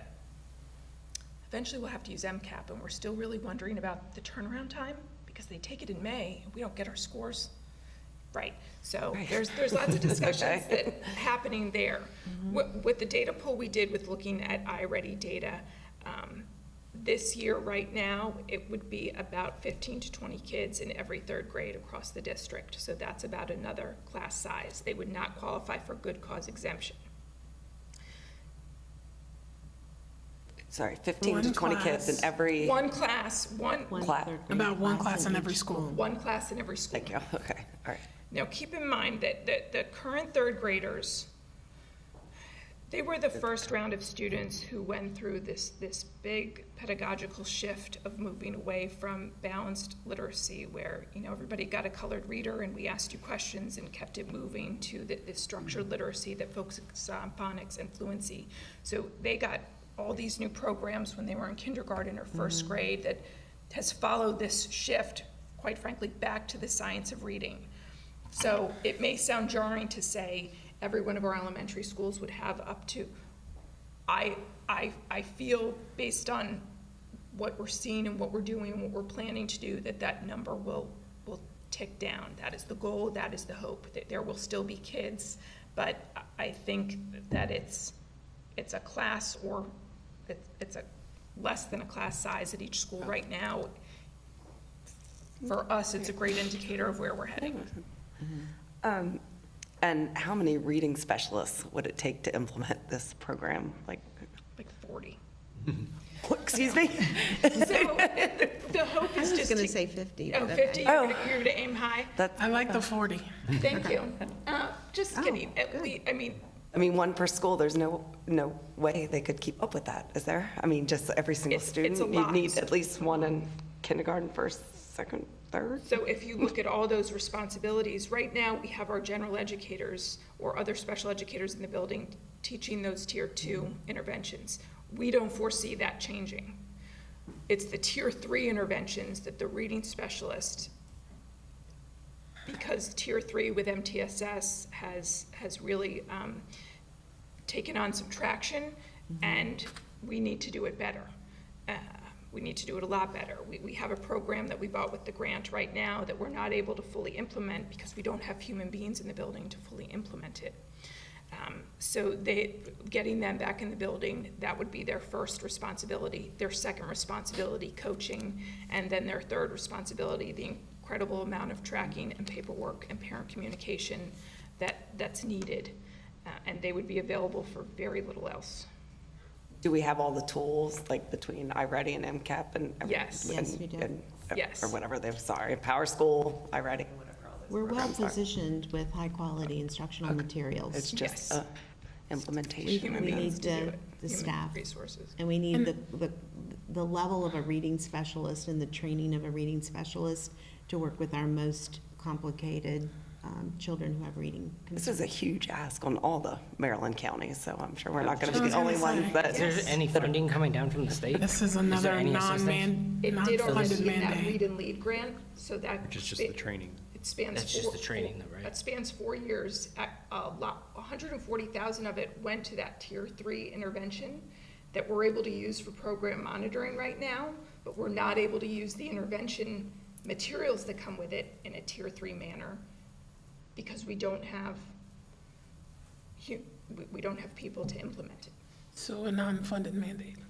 Yes. Right. Fantastic. So we're good for up to 4 years with supplies, and then, Supplies, not people. Yeah, that's the expensive parts of it. and we didn't want, some districts did include specialists in this or salaries in this.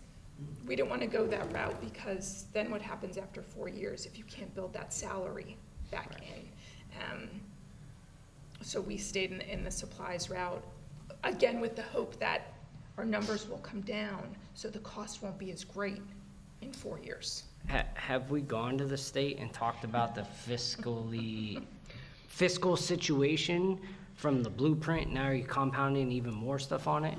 Have we gone and have we gotten together as 24 counties and went and knocked on MSDE's door and be like, WTF, mate? Like, we need some money here. Like, this isn't conducive, because you saw our budget meeting last time. Look how much money we have to request extra now to our commissioners just to operate as is. And I'm not saying this is a bad thing, because the program's great. Right. But we have to look at it from, well, I say we, and I keep looking at Mr. Watkins, we have to look at it from a fiscal situation. And we have to take this over to the commissioners, and we have to build a budget. And if we're gonna have to keep asking for an extra 13 million every single year, it seems like, if not more, if we need 40 folks, I just don't see this being feasibly possible. Right. It's absurd. Pazam, superintendents, everybody's hitting it at every angle. It doesn't necessarily translate into the legislature adding the money where they need to, which is why we should go and talk, and our constituents should go and talk, because they keep pushing more down on each of the counties and making them responsible instead of doing what they were doing originally. Of course, now it doesn't help that the Department of Education was shut down, and so a lot of that funding is no longer available either. So, you know, it just. All the counties have the Same issue. issue. Money Yep. and time. I mean, Correct. time to do everything that we need to offer a student and. Correct. Yeah, you can't argue what it would help, how it will help students. Not at all. Right. But We know it's all- the fiscal reality. Correct. But that's, I just want to thank you both for putting this presentation together. Again, going back to the very beginning, the opening, we don't generally do a presentation when we introduce a policy. This is so big, so important. We've been talking about timing of this for a year or so, it feels like, and I keep saying, I don't think it's right, and now it's right, because it's getting close. We have the approved policy from the state, blessed with what we're proposing. We want to get this out in front of parents and you all, so thank you. That's a good thing. So it just goes out for information on the website, right? Yeah, so this will be posted on the website as a first read. We definitely want community input if folks would like to provide it. It was presented to the SSIC and the CAC. This is, again, the official first read of the policy as well, if anybody has questions looking at the policy. But we'll be back in March and April for a second read and then approval. Thank you. Thank you Okay, very much. thank you very much. Thank you. Is he next? Next up, we have Mr. Barraclough, a second read of Policy 260. There it is.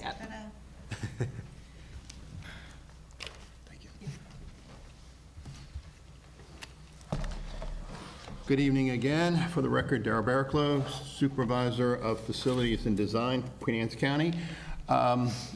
Before you this evening is the second read for the selection of architects and engineers for public school construction projects. The first read happened last month, January 7th, and so far we have not received any public comment. Any questions?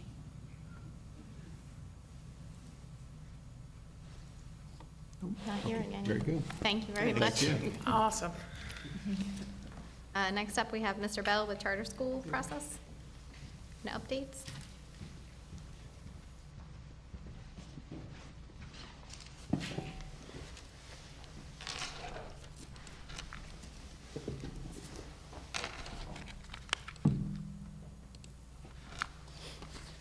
All right. Good evening, President Capes, Dr. Kibler, members of the board, executive team. Before I begin, I also want to congratulate Dr. Kibler on his new appointment and thank the board for its leadership. So congratulations. For the record, my name is Michael Bell. This evening, I am speaking in my role as Charter Schools Liaison to provide a public informational overview of QACPS's charter authorizing role under Maryland law.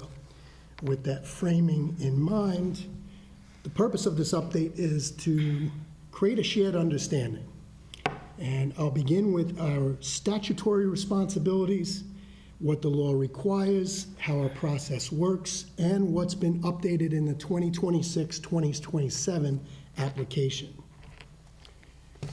So for our objective, I'll cover authorizer roles, the annual process timeline, how the evaluation works, and highlight what's been refined in the updated application so expectations are clear and consistent. So what has been updated? We've made it more explicit how early concept proposal feedback differs from formal scoring, how the capacity interview fits into scoring, how our technical assistance boundaries align with our QACPS policy, LEA authorizing best practices, and state guidance. On charter authorization in Maryland law, it designates the local Board of Education as the sole charter authorizer, meaning the board is responsible not only for the decision of whether you approve or deny a charter school applicant, but also for ongoing accountability if a charter is authorized. So, public school expectations. If you look at these right here, these expectations, they frame what capacity to operate a public school actually means. Academic alignment, governance capacity, and financial sustainability are not optional. They're the foundation of public accountability. And this slide, this kind of rounds out the big picture, which is full compliance, operations, and public benefit. Because authorization for the board, it's not simply about granting permission to open or not. It's really ensuring that a proposed model advances public education goals while meeting all legal and operational responsibilities. So here's our process. If you look up here, it's a 5-step process, and it begins with a letter of intent, and then the concept proposal is due March 1st, and early stage, this is advisory only. The formal application is due May 15th, and it's evaluated using embedded scoring rubrics that include the concept proposal, followed by the capacity interview, which is then followed by the CXARC's final report, which is presented to the superintendent, and his recommendation to the board, which is followed by board's public decision. So the statutory timeline, this slide is here so we're clear on the legal timeline. Once a complete formal application is received, the board is under that statutory decision clock. In our published materials, they preserve that requirement to keep it consistent cycle to cycle. So for QACPS, that clock begins with the May 15th submission. Now, opening a charter school requires a substantial amount of expertise and effort, and the Charter School Application Review Committee, that CSARC team, is intentionally robust and cross-functional with 20 experts within our organization split across 2 different teams. This is intentional because charter authorization, it's not just an academic review. This structure ensures the board receives a comprehensive, well-documented record. So here are the teams. Team A focuses on academics, accountability, early literacy, mathematics, special populations, and student services. This continuation slide shows the breadth of instructional related expertise, including multilingual learners, CTE, special education, and student services. Team B, they focus on governance capacity, staffing and certification, finance, operations, other systems required to responsibly open and operate a school. Facilities, health services, technology systems, safety and transportation, they're all evaluated as part of capacity for operational readiness. These areas are critical because the authorizer is responsible for protecting students and ensuring operational viability. So with that said, this slide is really the anchor slide for fairness and defensibility. for the board. Evaluation criteria and scoring rubrics are published and embedded within the formal application. Reviewers, they document the scores with written findings tied directly to the application record, ensuring consistency and transparency. So the concept proposal, what's its initial purpose? It's required as part of our local process. It's in our board policy, and it's only advisory at the initial stage, where the CSR team provides early feedback, early clarifications to an applicant, and a chance for an applicant to understand expectations before submitting the complete formal application. Applicants are not blocked from submitting a formal application based on concept feedback initially, and the concept proposal is not scored prior to the formal application. So the capacity interview, this is another scored component that's actually really crucial. So it lets us assess whether the people who are actually going to be running the school actually understand what they proposed, what they put forward, beyond the written application. Because strong writing alone does not establish capacity. This year, we made that explicit by weighting, as you can see, the capacity interview at 25% of the overall application score, strengthening the board's ability to base decisions on demonstrated operational capacity. This slide clarifies what we mean by, you've heard the word collaboration. QACPS provides technical assistance, which is access to published materials, timelines, rubrics, and written findings. To preserve fairness and neutrality, we do not coach applicants, we do not pre-review drafts, we do not advise on how to rewrite an application where content may be lacking. And my role as liaison is really just to keep communication consistent, neutral, and on the public record. So I serve as a conduit between the CSR team, the superintendent, and you as the board. For due process, all applicants receive written findings and within the shared final report, and a public decision is made by the board. Maryland law provides the right to appeal to the state board, which reviews our local process. Our responsibility is to ensure that the record is clear, our criteria is published, and decisions are solely grounded in that record. So this slide, it's a recap slide from the beginning, and it's simply resharing the key updates from earlier, the concept proposals advisory at the beginning, capacity interviews now weighted at 25%. Our technical assistance boundaries are clearly defined to keep the process fair and neutral. And this slide is a reminder for all applicants, all reviewers, all board members, and the public that charter applicants and related official communications are public records. This ensures transparency, consistency, and a complete record.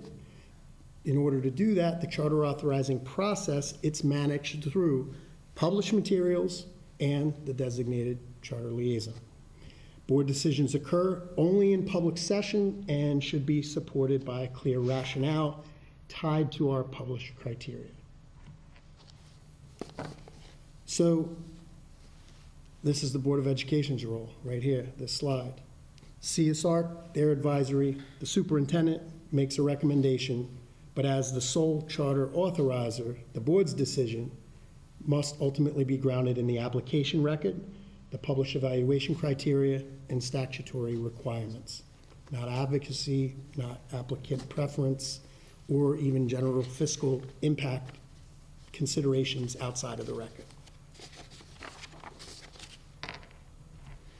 So, in closing, this is the framework that exists to ensure that any charter school authorized by this board meets the same public accountability expectations as all of our district-operated schools.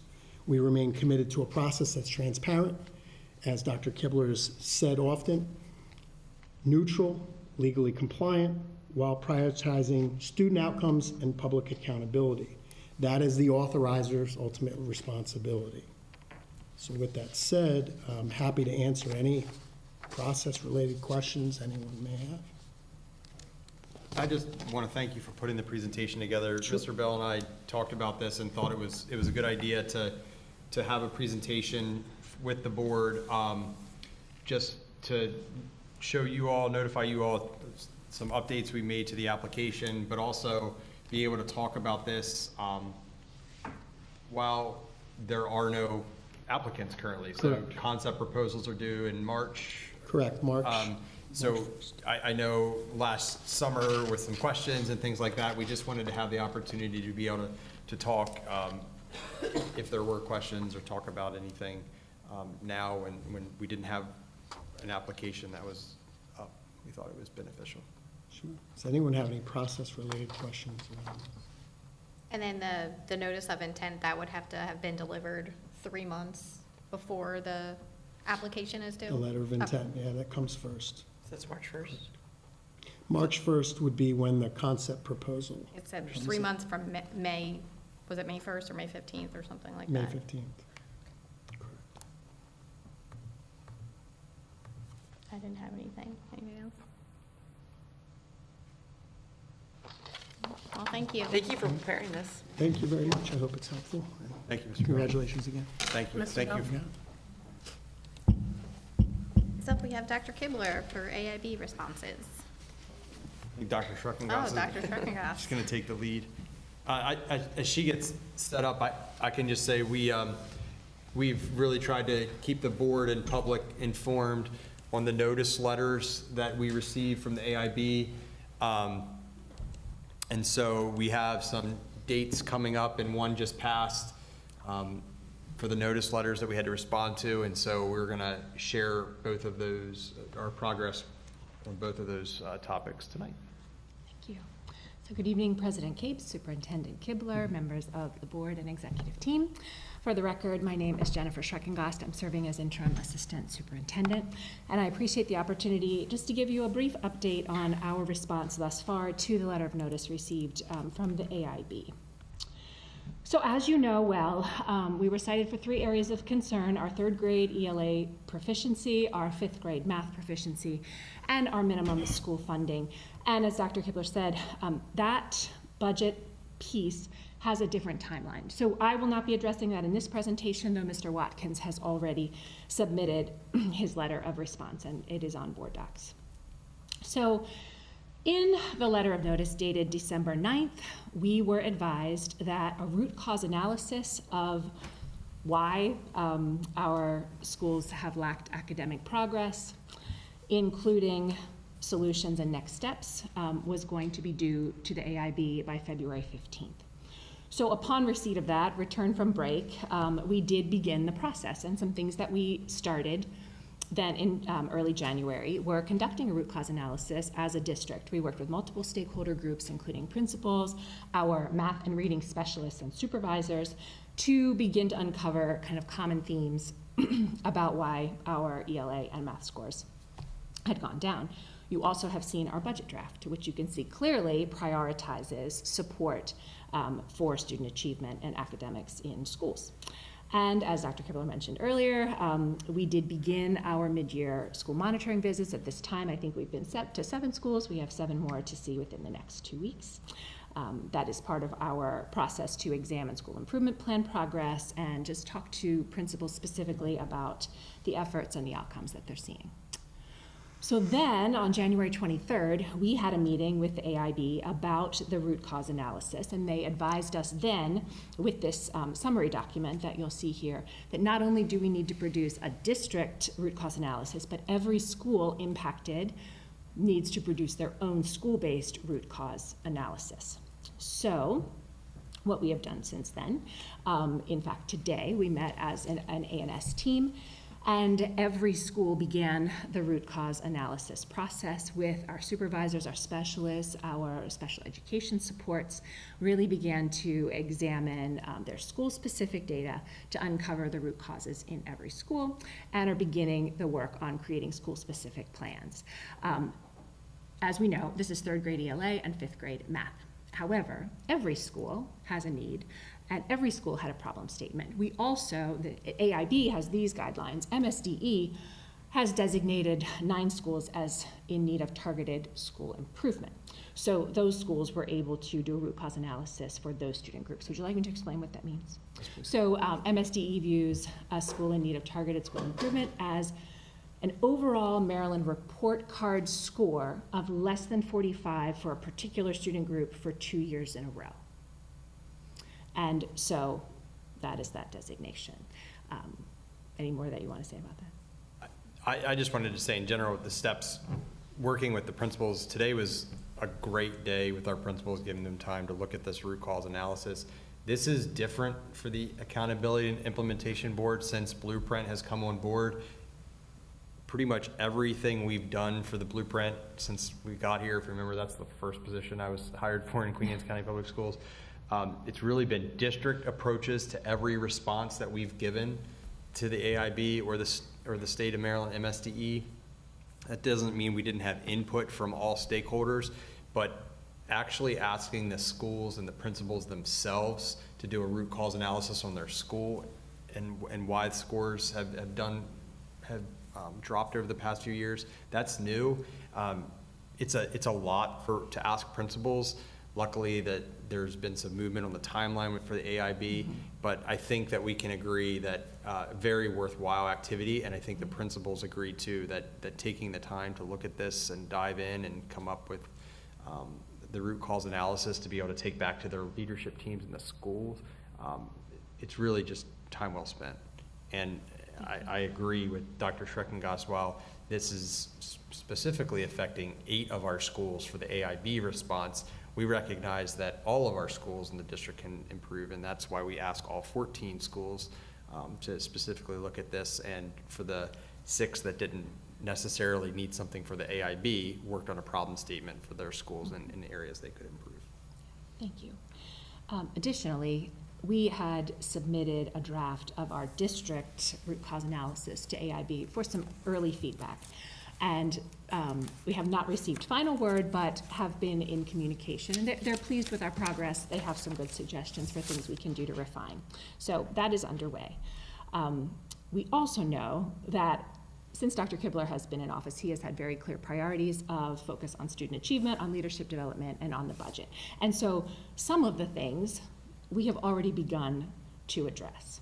And we've been, I think, open about those things that we have put in place.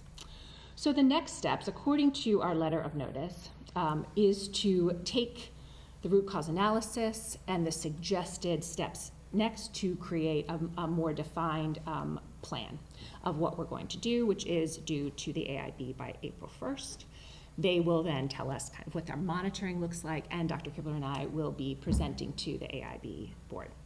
So in the meantime, schools will submit their root cause analysis back for us to submit as a draft, and then we hope we will get guidelines from the AIB by February 15th about what the action plan due on April 1st will look like. Any questions? How's this impacting our students? So we're doing a ton of monitoring, a ton of reporting.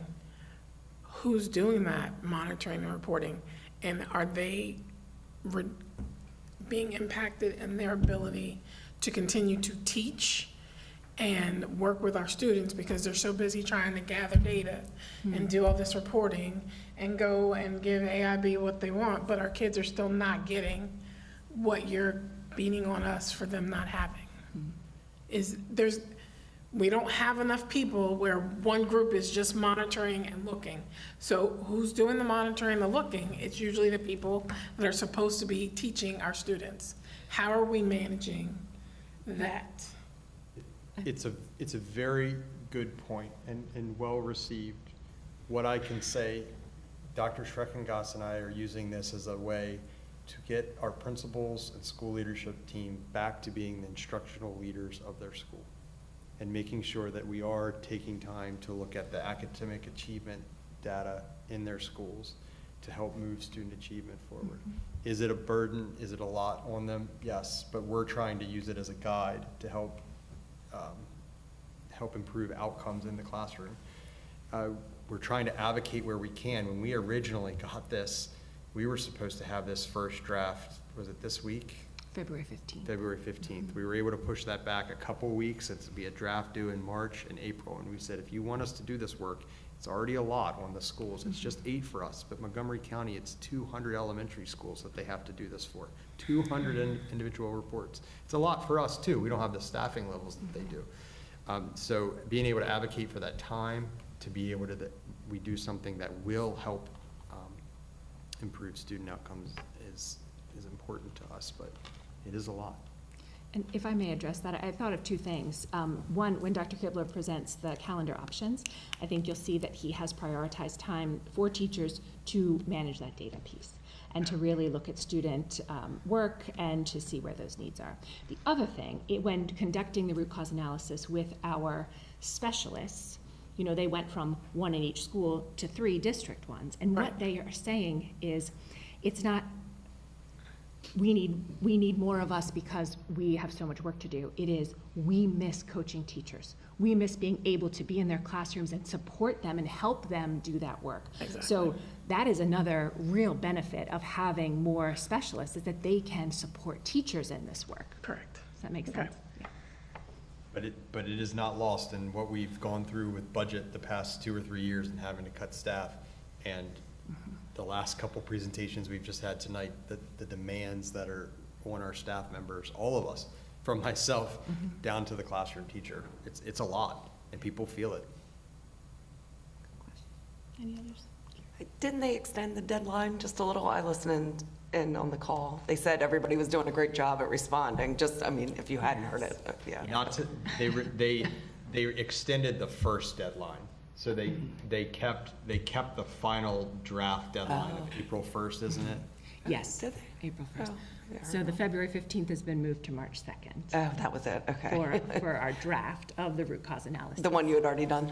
Or The one we're underway, Okay. yeah, we have some tweaking, but Oh, that yes. was good. We just got a little extra. We really did try to get on it as soon as we could, because we know it's a large task, and we want to do a good job. They did say that everyone had a great response, so that's good so far. Nice to hear. They were, give you kudos, Dr. Schrecking. I was very impressed on the call with us and some of the ideas that Dr. Schreckengoss had in response before we even had a guide.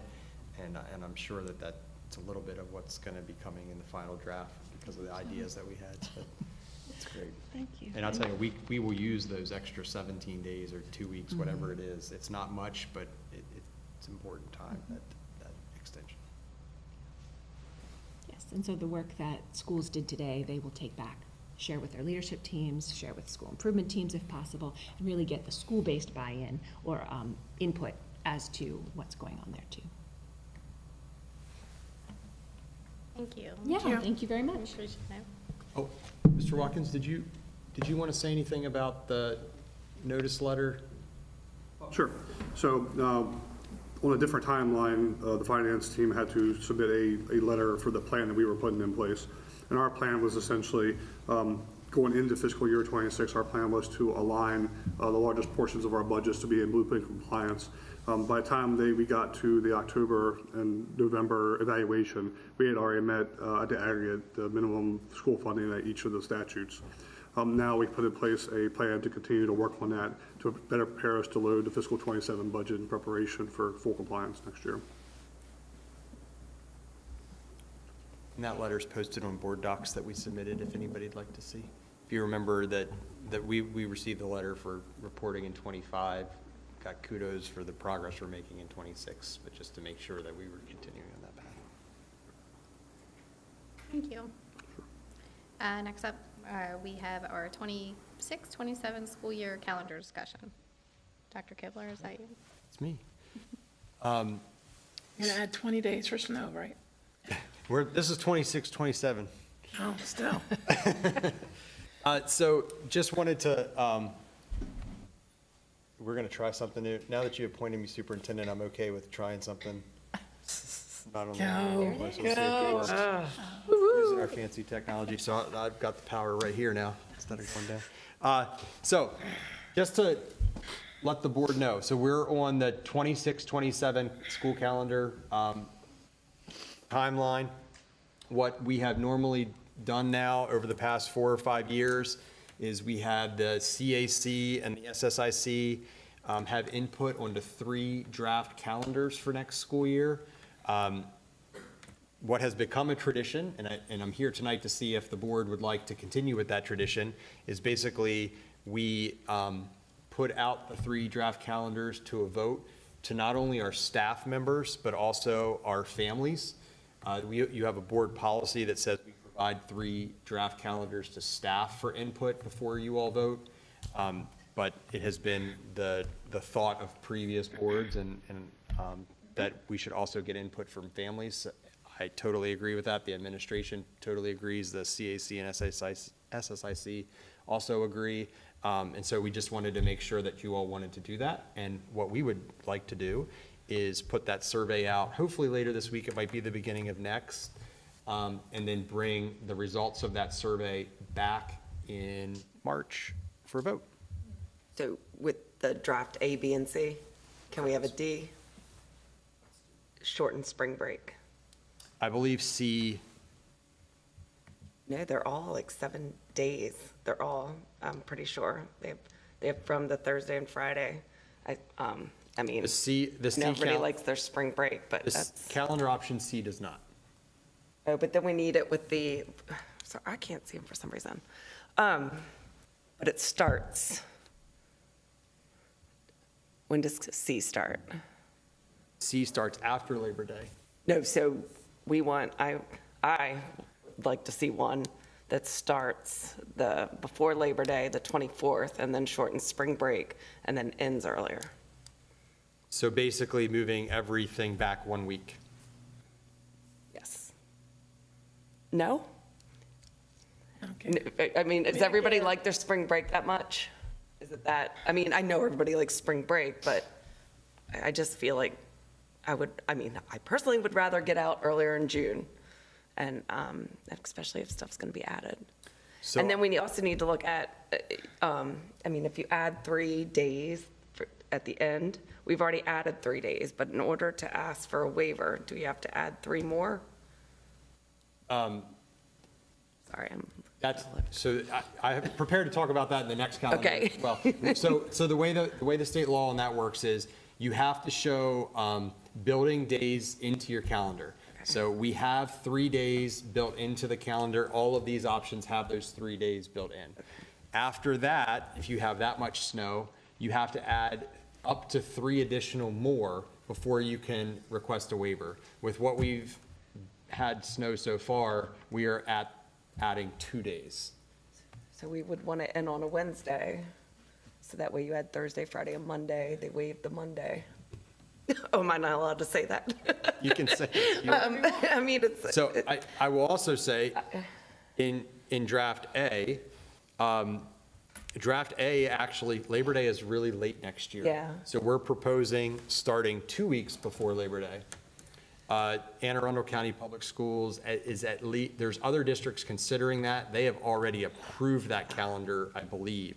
What that does is, in the absence of snow. Is A 1 week or 2 weeks? A is 1 week. Oh, I'm sorry. It's okay, B is the one that's 2 weeks. It Gotcha. gets us out the week of Memorial Day.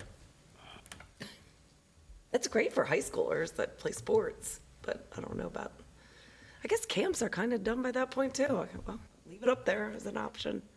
I mean, mini camps. That's why we put out 3 calendars. Well, where's that shortened spring break one? I think that's C. I will also say that it's the board's purview when we bring whatever the calendar survey is back. Yeah, but that's. You can make we need like adjustments as well. Okay, all right. Because spring break is what, Friday and Monday? Right. Friday and Monday are the mandated pieces of That's spring break. starting really early. See, can't we just start? I don't know. I feel like it's up to I would like to hear what the public has to say, and then. Right, but we have to give them the option. Yeah, we have to give them all the options that we have. Yeah, just see what comes back. That's how it used to be. What? And then you guys got a week. I mean, from the past 3 years, it's been pretty consistent what everybody picks. They pick the same calendar. Yeah. It's, for the past 3 years. yeah. So we have President's Day built in as weather contingency, which is probably going to be guaranteed for every year on. Where are the other ones? If you counted every student day and every option, you would actually count up 183 student days. that's how we get to the 3 built in, so that if we wouldn't have weather, we could pull the last 3 days back. That's how the districts build in the other days. So a question I brought up last year, and I think Mr. Pender answered it, going back multiple years. My question was, how often do we have weather delay or weather Can't cancellations? go by that anymore. I'm aware of that, but I'm saying this continues to be an issue over and over and over again. Are we able to build in at least one more day? Yeah, I mean, if the board would like that, what we would do, unless you propose another holiday, we would just add it. Yeah. But the reason I don't like that is because, again, if you want to apply for a waiver, that's extending like the time, the days or whatever. And also, if we did go to virtual, you have to use all your inclement weather days first. So maybe we have some we don't want to use or whatever. So I would say look at the calendar with adding, having to add 3 on at the end is almost the better way to go, rather than adding more So at the front end. I'm gonna break this down in 2 different things. We're here to educate students, correct? And we want them to be the best students that we can possibly get with their literacy, their mathematics, their sciences, and leaving here. So not scheduling a 4th day just so we can get a waiver so they don't have to go at the end of the year, does that do anybody any good? There's not much learning that goes on in the middle of June. But I'm saying if you built that in earlier, they're going to school earlier. And then the second part of that is virtual learning. I know this is a hot topic because of what had just happened. But at the end of the day, are these students really getting the same amount of education than in a virtual packet that people spoke about, or sitting in front of a screen, which we all know half of them, okay, I'm not gonna say half of them, some of them aren't actually paying attention compared to actually being in class? So when we sit here and talk about this, we just don't want to put a 4th day in there because now we're looking to get a waiver where they don't have to go to class and they're not doing learning. Like, that's the wrong mindset and character that we should be teaching our students. But it has to be added at the end of the year. It Where are you doesn't going to have- add? If you can build it into this, somewhere into there, that's what I'm saying. Is there an option to build it in somewhere within the school year that they don't have to go at the end of the year, which they've already finished final exams and it's just a day just to meet requirements? We're here to educate, That's why we use. not cope with what parents or what we think is just to move on, right? That's why We- we've used holidays. So normally that they Right. would get off on holidays. They're now going to school because we've asked for that. Yeah, I As a- got it, President's Day, yeah. and that's one of our contingent. But I'm saying, is there ways to build that in? There- Is there? I'm asking if there is. If there isn't, then so be it. The only other way to do that, if we move forward with a calendar that has any sort of a spring break, you could use part of spring break as weather contingency days And that as has well. happened in the past, hasn't it? I feel like I've So lost. not Yes. in my time here, but prior I to my feel like time it's before. been in the last like 5 years. I feel like there's been something that's happened like that. But that's So that would be a potential option as well. That would solve the problem of what you mentioned. Your point is a good one, Mr. Dreyer. It's just, we don't have a lot of other off days that aren't mandated. So if you had the spring break, that's the only other way to do it internally. The executive team can correct me if I'm wrong on that, but I believe that's pretty much where we can play with that.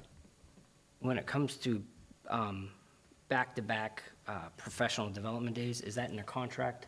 Is that, because I know this year, I think we had a conversation about it. I called and talked to you about just recently where they had a grading day, then a professional development.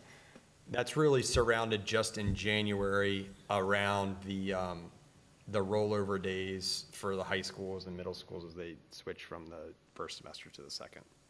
So is there a way to condense, like I said, is this a contract thing? Condensing the professional development day, we have 2 of them, into a single one, have them plan ahead and have that as a contingent? I'm throwing ideas, I'm spitballing. I don't know what the contract stipulates. I don't know what they have to move into the next semester and such like that. So I'm not trying to create enemies. I'm just throwing things out there because then that helps not only just the staff, but the students and the parents to be happy that they're getting out sooner too and we're not having those issues. Can I say something? I feel like in a weird way, we're kind of putting the cart before the horse when we still have a virtual conversation to have. It's like, I feel like we should put this out to the public and find out, and then we still don't have the conversation going yet on virtual, which ties into this, because to your point, we could have more flexibility with the calendar if there's inclement weather, if there was a virtual plan, and that is still on the agenda to discuss, right? Like, I think ultimately Virtual is not a guaranteed thing yet. No, but I'm saying, but there is going to be a conversation tonight about it to at least kind of tie it all in. So like figuring out what we could do if, say, we have weather and like when school would end and waiving all these other days, like we still need to discuss virtual, because I think if and when that becomes a plan, that would impact how we have a discussion about the school year calendar, in my. Tracking. When do we have to have this submitted to state? It's later in the year. I mean, we have time. It's just what we start running into is getting a push from families that want to plan their next year. To go back to the January days, without explicitly asking them, I believe that our high schools and middle schools value those 2 professional development days in January, assuming we don't have weather. And I do think that we would get feedback that they would like to preserve those 2 there, that they're very important. I can speak from as a former high school teacher, very useful time, assuming you don't have weather, having that break to roll over. And I think it would impact them to only have the 1 day there. That still doesn't mean you couldn't do it. I think that's the feedback. Some of my former secondary folks around the table, would you agree? Yes. Okay. That's another. School all over again. Is after semester. Right. That's a Like I great said, way to as the describe school it. makes It's a sense. prep. No, Understanding how the new semester rollover and everything works, I appreciate that. But it's a good point to bring up to talk about, for sure. I also wanted to use this time to just fill the board in on 3 new ideas that are in the school calendar as this goes out to the public for a vote in whatever form that you all want. 3 new things that I'm proposing. The first, Dr. Schreckengast has presented over the last few months changes to the elementary grading regulation, where we're bringing elementary schools back to the marking period rather than the trimesters. So all of our options now reflect marking periods for the elementary schools. The next thing that we are doing, and I wanted to put the one calendar up here for sure. Every calendar has it. If you look at November 13th, it's in a different color. So the community has embraced over the past few years having high school graduations during the daytime in the morning to preserve being able to hold our graduations outside when it's very warm. Storms are very prevalent. Mr. Pender can talk about the challenges that an evening graduation poses on the Eastern Shore in late May, early June, and the potential to have to move graduation days. So what we have been doing is, with having the graduations during the day like that, we've kept the freshmen through juniors at the high schools home. And to be able to do that, we really need to make sure that they still have the appropriate number of days throughout the entire school year. And so what I'm proposing here is that in this option, for example, November 13th, when we will have conferences for the elementary and middle school students where they would stay home, the high school students will attend school. When their school has graduation in May, that is the day where they will not attend school, the freshmen through juniors, to make up for that extra day that they had. This is the only real appropriate way to do this legally, to get the students the number of educational days that they need. So that's new. Thank you to Mr. Pender and his team in transportation to making sure that something like that could work. And the 13th's the same on all of them, you said? I think the conference day might adjust a little bit on the other calendars, but it looks the same. Okay. Just a question. Yes. I know we have two high schools. Is there a reason why we don't do graduations on the weekend? Why are we doing them? I'm just asking a question. Why are we doing them in the middle of the day when we have teachers and parents that have children at multiple schools? They're either working in the school. There's a lot of compacting going on for people who have children in the system. They got one graduating, they got one in class, they're working, they're not working. I mean, why don't we have them Saturday mornings? It takes a number of staff members to work the graduation, so there would be a budget implication to having staff members here on the weekend. It doesn't mean, I guess, that we couldn't. Mr. Pinder, has that happened before? As long as I've been here, it's never been on a Saturday, but as you're stating, it is a staffing issue coming into having it on a Saturday. So we do them while they're already at work? So we do it while they're already at work and we're paying them? Okay. The reality. We can, I mean, if the board would like to see it, we could work up cost of what that might be like. Might not be a bad idea just to understand it. I mean, we have gotten, since I've been here, several feedback from the community that it's, like you just said, it's hard during the day. It's hard, right. They'd rather have it at night, or I've never heard anybody propose it on the weekend, but it's hard for them, you know, other family members to get there or whatever have you. It's traffic. Moving and. On Saturday. I kind of feel like it's one day, you take off. I don't know, I'm kind of like, figure it out. I Sorry. either take it off or I work half a day. I mean, I go to work. No, I'm just like, it's. So it doesn't matter to me. It is I'm just, a it's a pretty question. significant achievement for your child. Yeah, it's like. It is. Take a day off, though, I mean.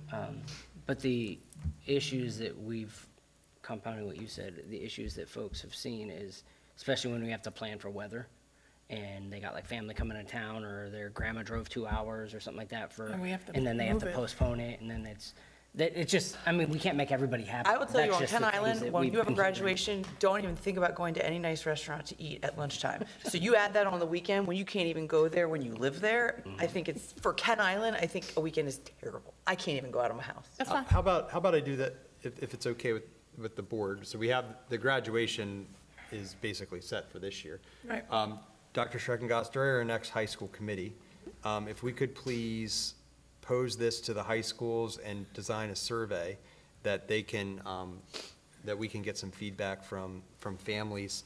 And what I can say is this is an easy enough change to make. This would not stop our calendar discussion. And you can, even if we would get to the point where we approved a calendar, we had this day in here, we could do an amendment and revote to close If for we high did- school students, if we decide to make a change for next year. For the graduation date. Correct. I would not recommend the board trying to do something this This year. drastic this No. year, as families have plans set, knowing the graduation Right. dates. I mean, graduation is only 4 months away. The, I guess I have to get my. the third thing that is new in this calendar is the spring conferences for elementary and middle schools have historically been not as well attended by families, for a lot of reasons. It's getting towards the end of the school year, just time commitments. You maybe have already found relationships and ways to talk to teachers through email and stuff throughout the year, just different in the spring versus the fall.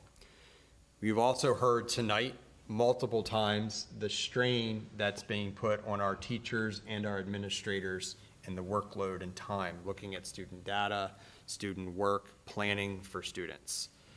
I am proposing in this calendar that we add 4 days, roughly the interim period of every marking period. Interim is halfway through the marking period. So roughly the interim period of every marking period on a Wednesday, a half day for professional activities. The reason for this is to frankly give our staff members in the schools time. We are consistently hearing through the SSIC meeting with principals, our school visits. Dr. Noel and I do a liaison meeting with the Education Association every month, that teachers need time. They need time to look at student data, talk to their colleagues, lesson plan together. These days would give teachers time. I am putting them strategically on a Wednesday. I know that that might be more inconvenient for families, but we have an attendance problem as well. I'm hoping that with them being on Wednesday, it'll encourage student attendance, it'll encourage staff attendance so that the work is done. To do this, again, to get these 4 days, we are giving up the spring conferences. These professional activity days, it would still, in some ways, be more beneficial for conferences, because if a parent and a teacher felt like they needed to talk at a different interval throughout the course of the year, they could also use this time for a check-in with parents.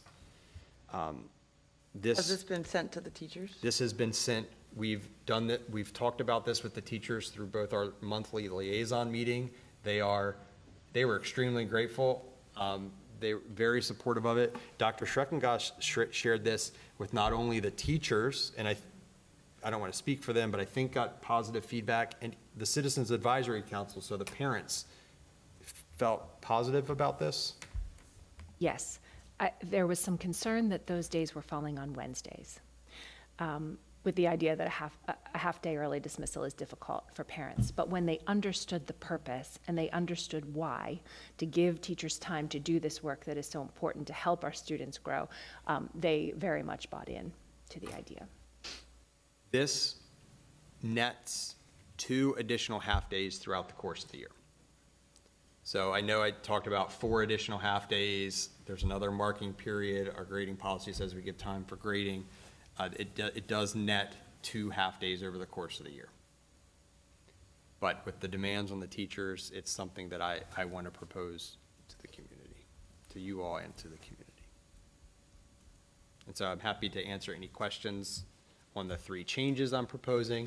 I think that's good feedback for us, for the high school committee, on the graduation options. I think we'll expand that. We're not just going to say Saturday graduation. Let's talk about the evenings. One of the challenges in the evenings at Kent Island High School is that they just can't house the graduation inside if they need to. They can only put so many folks in the auditorium, and then you have to start using the broadcast throughout classrooms, the cafeteria, and that's just less than ideal for such a special moment in the student lives. So we really want to try to make it during the day, just to put the risk of storms down. But I still think we pose the question on all the options to people. So anyway, can answer questions there, and also how you would like us to, if you're fine with these 3 drafts going out, if you would like to see a 4th draft as a board, or if you want us to change any of the 3 as proposed.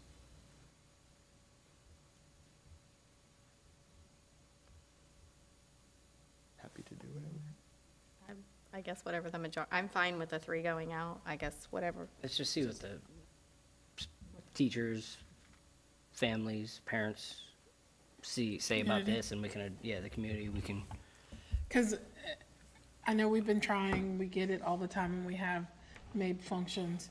We got Anne Arundel County, we got Talbot County, we got Kent County, where we have teachers and families that are connected to us one way or the other, whether they're working here or whatever. And they have always, in the last 3 years I've been on this board, they've asked that we try to align our schedules with them so that, if it's spring break, everybody sort of has it around the same time, so they can all be off at the same time. Whatever we have here, we have a lot of people that have an issue or, a reason to vote on it, so. They're gonna want to put their 2 cents in.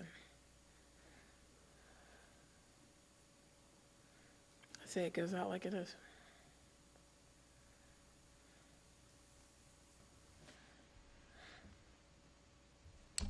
Anything? No, not hearing anything. Mr. Watkins, for fiscal year 2026 budget update.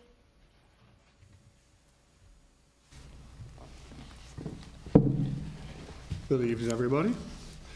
President Capes, Board, Executive Team. For the record, my name is Rob Watkins, Chief Financial Officer, and I'm here for Queens County Public Schools.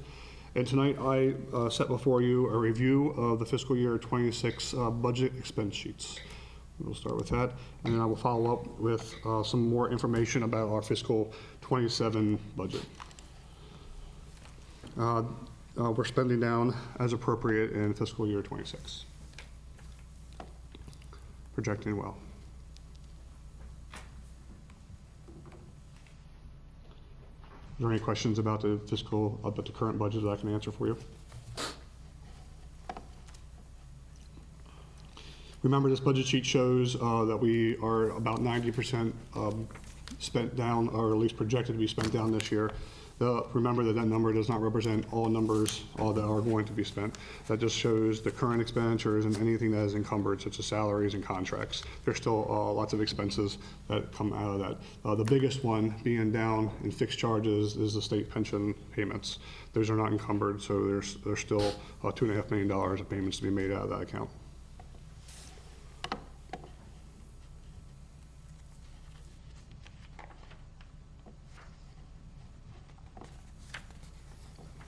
You guys have any questions?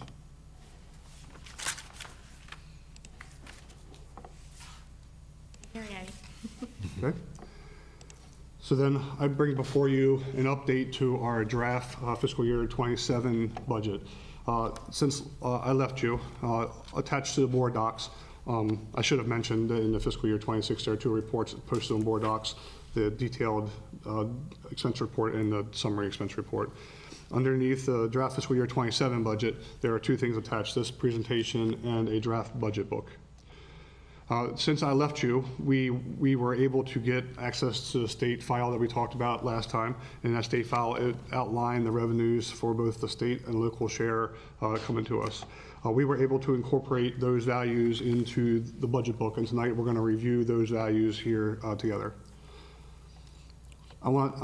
This budget book represents all of the increases to the fiscal year 27 budget above this current year. So this budget book represents all the expenses that we presented to you last week, incorporated through the course of the budget book, located in the appropriate place. And we will talk about those a little bit later. I just want to take a second to thank Mr. Watkins. For us to have a budget book at this point, with the proposed budget increases, already having now the state numbers, this is incredible. I know that one sort of complaint that has come from the public over the past few years is the board only having that sort of front summary sheet, and in some cases having to vote on a budget without having a full budget book, so that you all as board members and the community members wouldn't necessarily see where all the changes happen at every category throughout the budget. And so to get this to us this quickly is amazing, and I just want to thank Mr. Watkins for all his work on that. It's my pleasure. So if you want to look at the projected revenues, it's on the screen, but it's also on page 7 in your budget book. This really outlines, the top table outlines the state share of our budget, and then the second box represents the local share of the revenue. And we're going to talk a little bit more about this as we kind of go forward. I want to highlight 2 things for you specifically.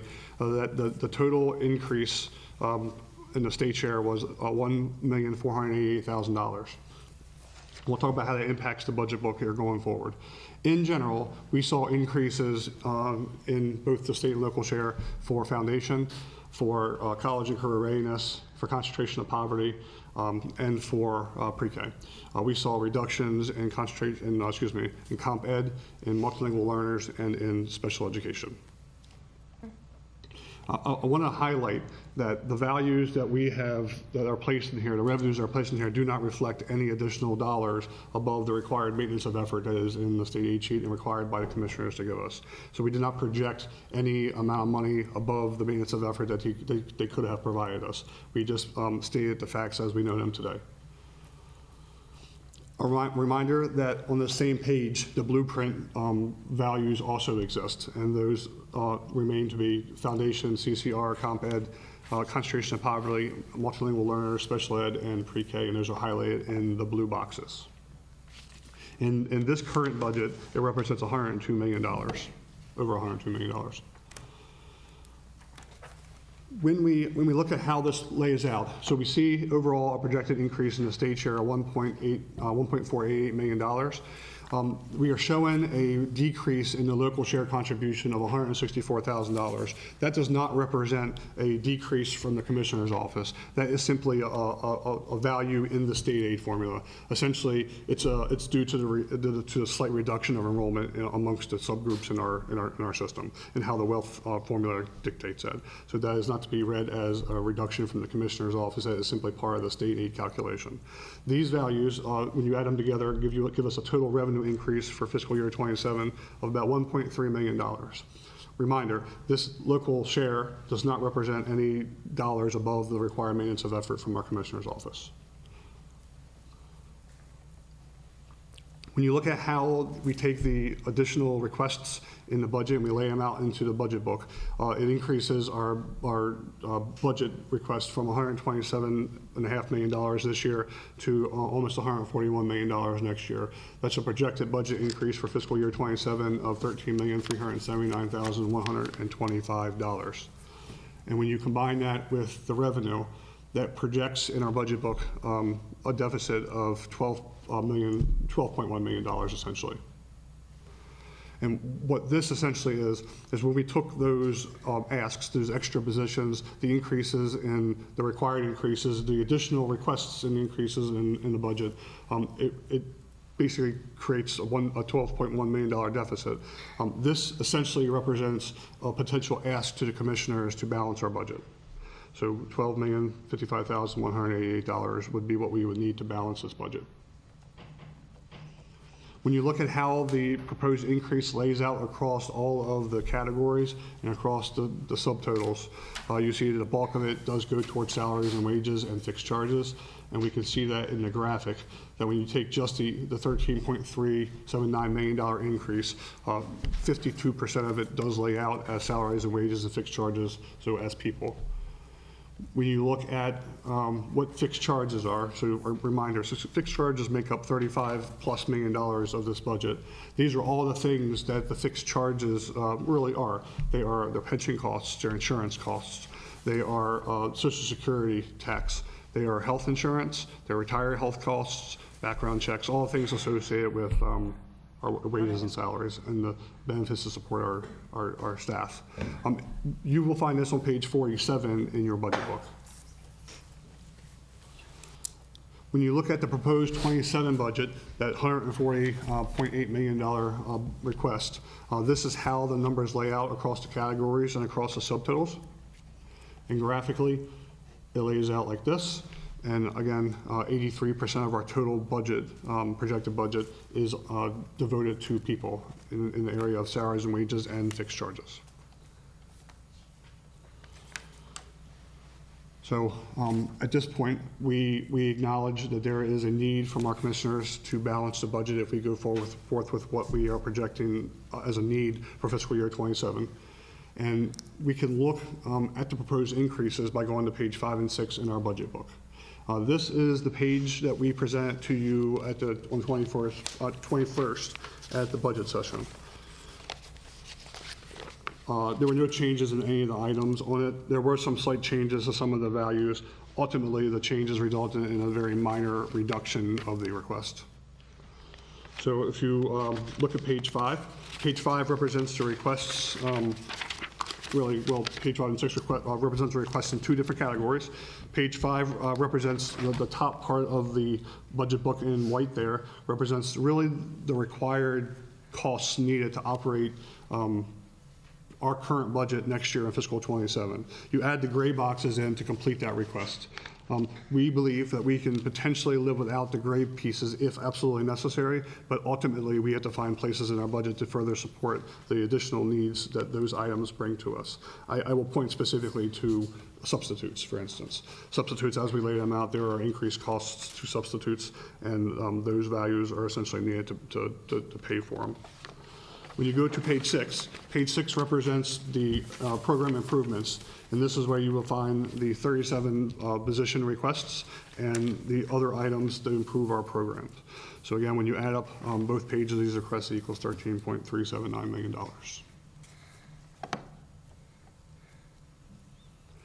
Stop there and I just was going to add what we wanted to do tonight. We know it's not technically a budget work session, but we feel like the more that we can talk about the 27 proposed budget, the better. When we had our first work session, we talked about the necessary increase in expenses for next year. We did not yet have the revenue numbers. Now we have the revenue numbers. So this is kind of the board's first opportunity to ask us questions as a team, the proposals, or anything really. And we have a budget work session scheduled for next week as well.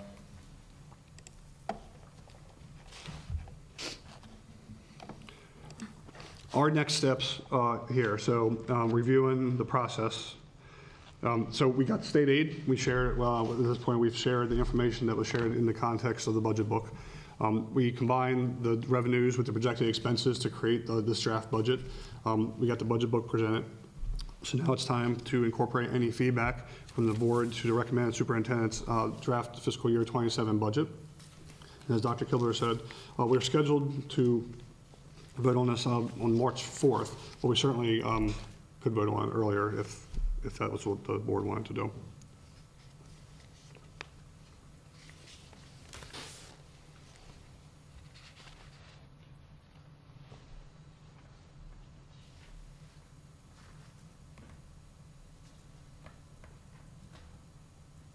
Good. Questions? No, not now. Making this really hard for us to like nitpick. It's like everything is laid out. It's great. Well, I mean, they are needs. I mean, when we look at it, I mean, we want to be fiscally responsible. It's super important. But in full transparency, as you've heard tonight, there are many things that are affected in our budget. Remember that next year is the year that we also bring our minimum salary to $60,000 for our first year teacher in Queens County. That was a state mandate. You heard the mandates being presented to you on the policy about early literacy.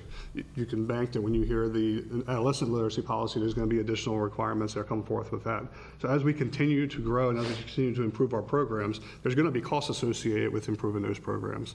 This, honestly, remember, it represents about 10.5% increase over this year's budget. This is a relatively tame request compared to really what we could be requesting, and or when you look at the potential needs even further down the road, what could be needed in those roads? We had just the cost to maintain was roughly 7% increase. That's right. The $3 million additional expenses, roughly a little over 3% increase, correct? That is correct. Yep. You know, I've been trying to equate this is a big ask. You know, 12 additional $1 million, 13 total. But I start to think about my own home budget. And you think about what you're seeing in your electric bill, your heating bill, your grocery bill, and I'm like, wow, we're asking for 10% more.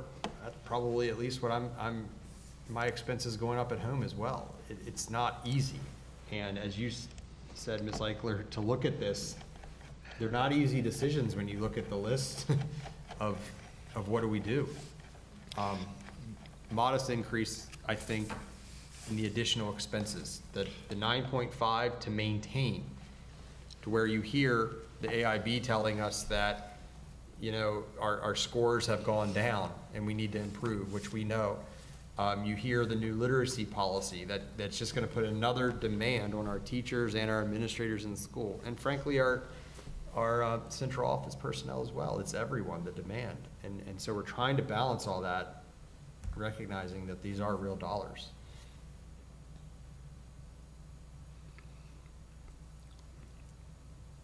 Thank you, we appreciate this. Absolutely. We'll have lots of questions next time. Awesome. Thank you very much for your time today. Thank you. Thank you. Yes, and next week is scheduled another budget work session on just the operating budget, correct? Just the operating budget. Yep, that is so correct. just this book, basically. Next week or in 2 weeks? Got one next week. And then I think it's And then next on week and then 25th. 2 weeks after. 11th and the 20th. Fifth, yeah. Next up, we have virtual learning and then the 2025-26 calendar discussion with Dr. Kibler. So in speaking with Ms. Capes, when we were setting the agenda, the question was posed to talk about virtual learning as well as just where we're at with this school year. So I think myself and the team are prepared to talk about anything. I thought it might be helpful to at least start with where we're at this school year with the closings we've had. And so we've missed, there we go. Getting good at this, Ms. Dennis, thank you. So to date, we have missed 6 days of instruction. And so you all approved last time that we submit a request to the state to be open on President's Day. That request was approved. You've noticed the communication go out on that, so that's 1 day that we will make up. We have the 3 days already embedded into the calendar at the end, as Mr. Dreyer brought up in an earlier discussion. So that will make up, that's a balance of 4, so we still have 2. So the way the calendar is constructed right now, and what we've done the past few years, not historically forever, we would be required to add 2 days in June, June 15th and June 16th, looking at the calendar. The way the state law works, if we miss 1 more day, that's a third we're adding. At that point, we would be able to request a waiver from the state to waive any additional days over the 3 that we're gonna be asked to add at the end of the year. There is some momentum around the state. The superintendents got together to talk about this, to request waivers, knowing that, last week was wild, a storm that many of us haven't seen, just that, obviously not the total amount of snow, but just the way with the ice on top. There's one district in Maryland that shut down for 7 school days because of it, pretty major district. So big impact. So I think there will be some momentum for a waiver if we have to go that route. The state was under a state of emergency last week for 4 days, so that does play into it. Doesn't automatically guarantee it, like I believe it does in a neighboring state. But it can definitely be used in your argument when you request a waiver. So that's where we're at right now for the current school year. Ending on the 16th. Yes. Unless, in theory, because it has been asked by the public as well, even though we don't have it as a, labeled as a weathering contingency day, you could do something with spring break, although that would be difficult at this point, because we didn't kind of inform the public that that's a possibility. That could pose a staffing issue, as well as just attendance in general, but for full transparency, it is something we could consider if you would like, instead of tacking those days on in June. Winter's not over. And winter's not over.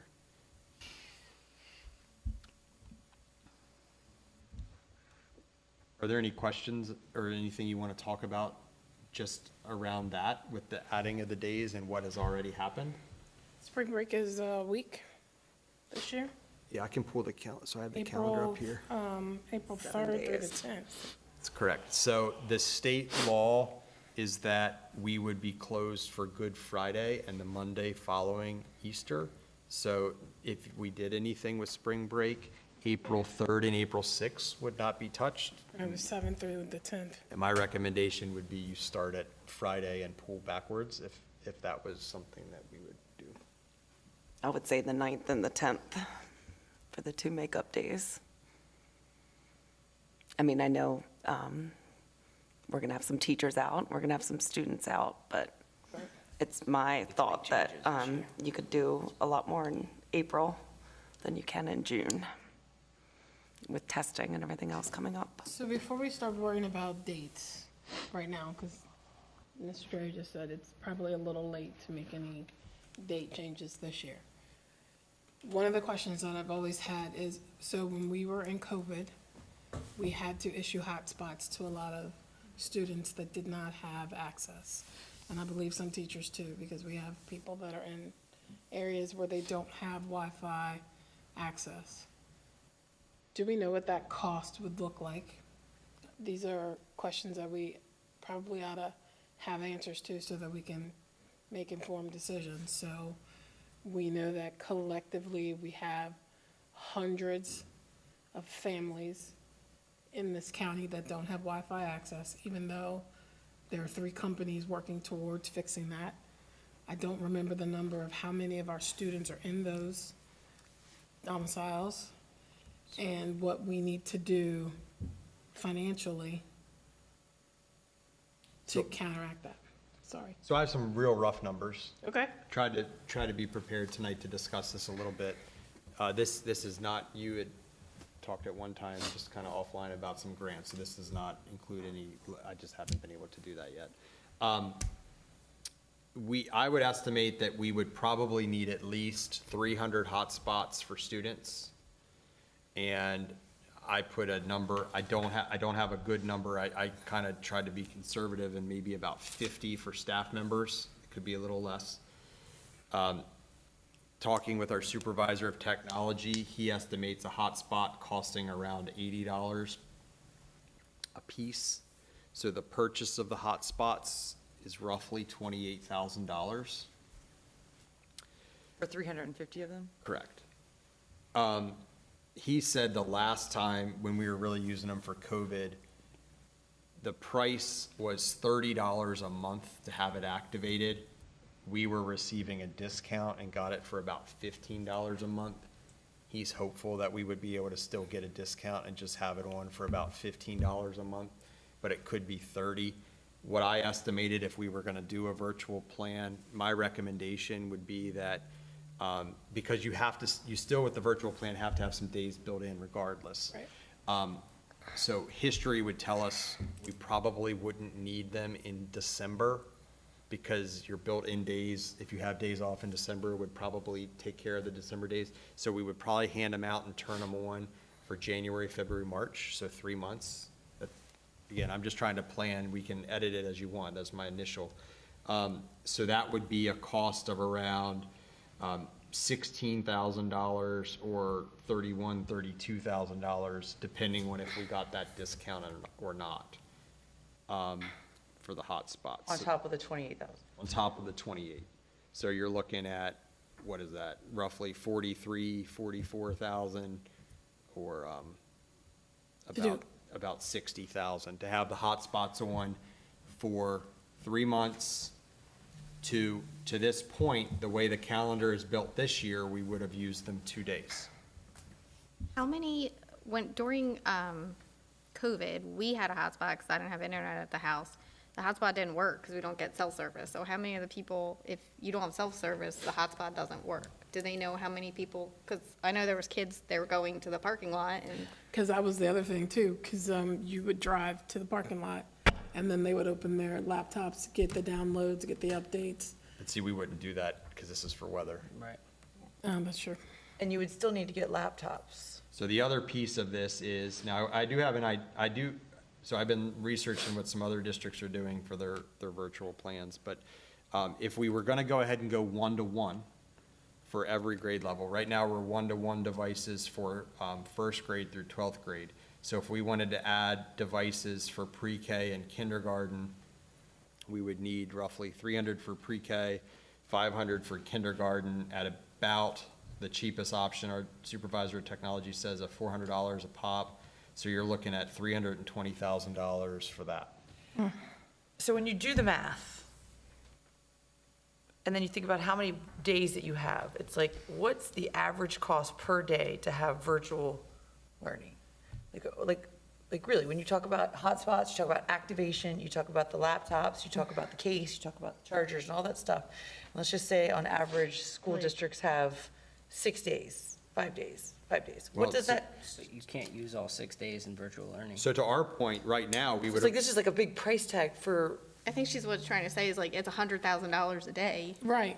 Yeah. If we have 6 days and we're looking at Well, the thing is, 500,000 you between can't even implement laptops. virtual learning until you've used your 4 other days.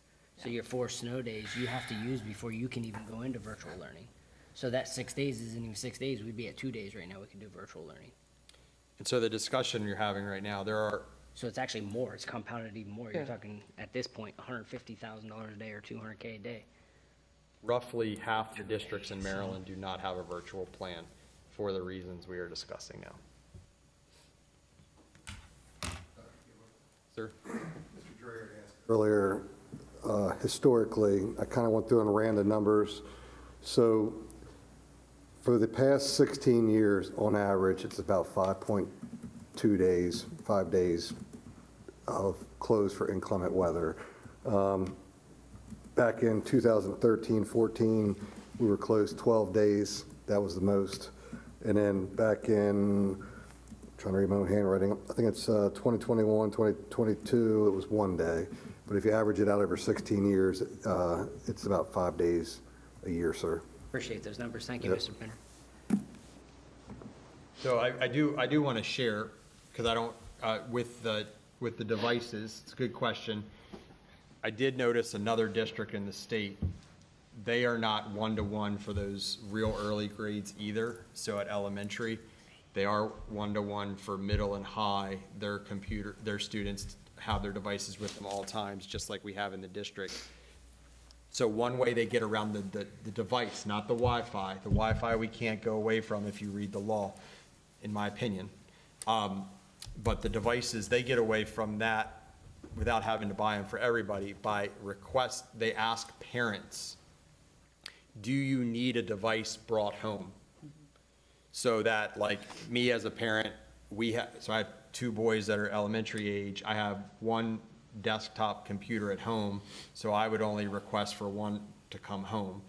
So because they are in grades where we do have one-to-one, one of those devices could then be shifted down to a pre-K or kindergarten if a parent needed it to come home. So you could in theory, we could try that without buying an actual device. That doesn't get away from the Wi-Fi cost, but it could bypass the computer cost. Although I will say that would be a big burden on the schools to try to manage that. Like, okay, I got to take a couple computers from the 5th grade class, run them down to the pre-K. You'd have to get the weight. I mean, we can do it. I'm just saying that's an alternative to save on the devices, because I'm trying to give this a true look, because I know that it's because the law is they have to have. So I brought the law. The law is they have to have these things. So I brought the law up, and it's linked in here if you all want to look at it on your computers, and it's linked for the public as well. This is the statute, and if you look at in Part C, and then the little Roman numeral 3, a plan to ensure that all staff and students, including students with disabilities, homeless students, and English language learners, have the necessary devices at home for virtual education days, including access to Wi-Fi. And what is the consequence if you run a virtual program without those items? So Go ahead, I'll let What happens if a county goes with virtual but doesn't have these things? What can the state do? In this case, so like with Blueprint, they wrote it right in there that that there's some mandates to go ahead and withhold funding. Right. That's I will something we want to mess with. will say that this law does not explicitly say what the punishment is if you would do it and not implement it. I would try to default to council on what some of those ramifications could be. Yeah. I think just like any other violation of one of these education article statutes, that the state MSDE could, issue some corrective action or sanction or Something else that would order cost us you money. to comply or to stop doing it. Something like that. I don't think it's, like Dr. Kibler said, I don't think it's as specific as like AIB says with a formula but it is there. I mean, I agree with Dr. Kibler. I think the statute is pretty straightforward and says what you need to do. I would also add you have to have these synchronous hours, not less than 4 hours of synchronous instruction, which is very interesting that we just got a do. public comment on this right about now. It's very timely because one of the questions in this is implementation of paper packets for equity. And they talk about how other districts such as Talbot and Arundel, the digital divide is addressed through the use of supplemental paper packets or preloaded materials for students in low connectivity. But that is not the law. Correct. No, I'm not, I know I you am know. with you 100%. I know you know, but I'm Yeah. saying that is not the law. And it's like, And we're not followers, we're leaders. That's what right. we're gonna be here. And I will tell you, the one part of this email that did rub me the wrong way, being a North County representative, Queen Anne's County is unique in its geographical diversity. Weather conditions that create hazardous ice in northern rural reaches of the county, such as Sudlersville and Churchill, often do not exist on Kent Island or in Graysonville, and vice versa. Heavy fog often does not affect northern rural areas. Obviously, they don't transverse between the two. But has the board considered dividing the district into 2 zones for weather-related decisions, similar to the Hereford zone model used by Baltimore County? Adopting a North County and a South County island split would prevent thousands of students from losing instruction time when their local roads are perfectly safe simply because of conditions 20 miles away. I'm too tired. Mr. Picker has explained this several times because this is a complaint we've got over and over about, well, just open Kent Island High School. Don't worry about Queen Anne's. Right. I feel like we need to keep addressing this, that we're a whole and not pieces. And people don't seem to understand that. And I would like to address the fact that this last. Just remember that, we're a 2-tier school system. Correct. And buses on Kent Island and buses in Sudlersville do Tier 1, basically, but Tier 2, some of those buses come to Centerville to cut down on the cost associated. I mean, we would have to have a substantial amount of buses added to it to accommodate that request. How much money would we save by school being closed for a day? Is it substantial at all, not having to feed the kids, bus the kids, air, whatever, electric? Gas. Yeah, I mean, I'm just Right. wondering, like, is there any cost savings? Like, when school's closed for the day, are our bills that much different? Well, I can tell you this, as far as the utility part of it, and what we just experienced this past week and a half of temperatures in the 20s, like, we're not shutting anything off because the ramifications of that, you're gonna have pipes busting everywhere, and it's gonna cost us a heck of a lot more money. And our bus contracts are the same no matter what, so there's really not much savings. The other piece of this virtual plan that's a little bit, I don't know, overlook's not a good word to use, but it's a piece of it. You're not allowed to look at any employee savings through the virtual. You have to find something for every employee to do on the virtual to ensure that they still get their work hours in. And makeup. Or makeup. Or makeup, yeah. Back to not what really Mrs. Eichler said, I mean, it'd be great if we could, but it doesn't seem like, to say it bestly, what's that saying, the juice is worth the squeeze? I mean, what, $200,000 a day? Yeah, sorry that your schedule is going to get disrupted a little, but it's the weather, no one can predict the weather, and it may snow, it may not snow. Do we may have to go a couple days extra, or we're going to lose a couple days, or, we've all dealt with this our entire lives. It's nothing new. We've all had to have days added, we've all lost days going to school, and. So I will tell you, we had a superintendent's call, like I mentioned, on Monday, I was surprised that the number was, there were 11 districts. I thought that it was less than that didn't have a virtual. So again, there are 11 districts that I know of, ourselves in that number, that don't have it. So that's roughly half. And some of the districts that do have it, because of the cost we're talking about and just the budget strains that you all heard about, either what we have now or what's coming with some of these mandates, some of the districts that do have it are considering going away from that in future years. So we'll see how that may or may not change. I don't know, and that's. How do you implement, I see here in the statute, it says implementation of individualized education plans. How do you do IEPs for kids online? How does a teacher manage that when we don't even have enough staff?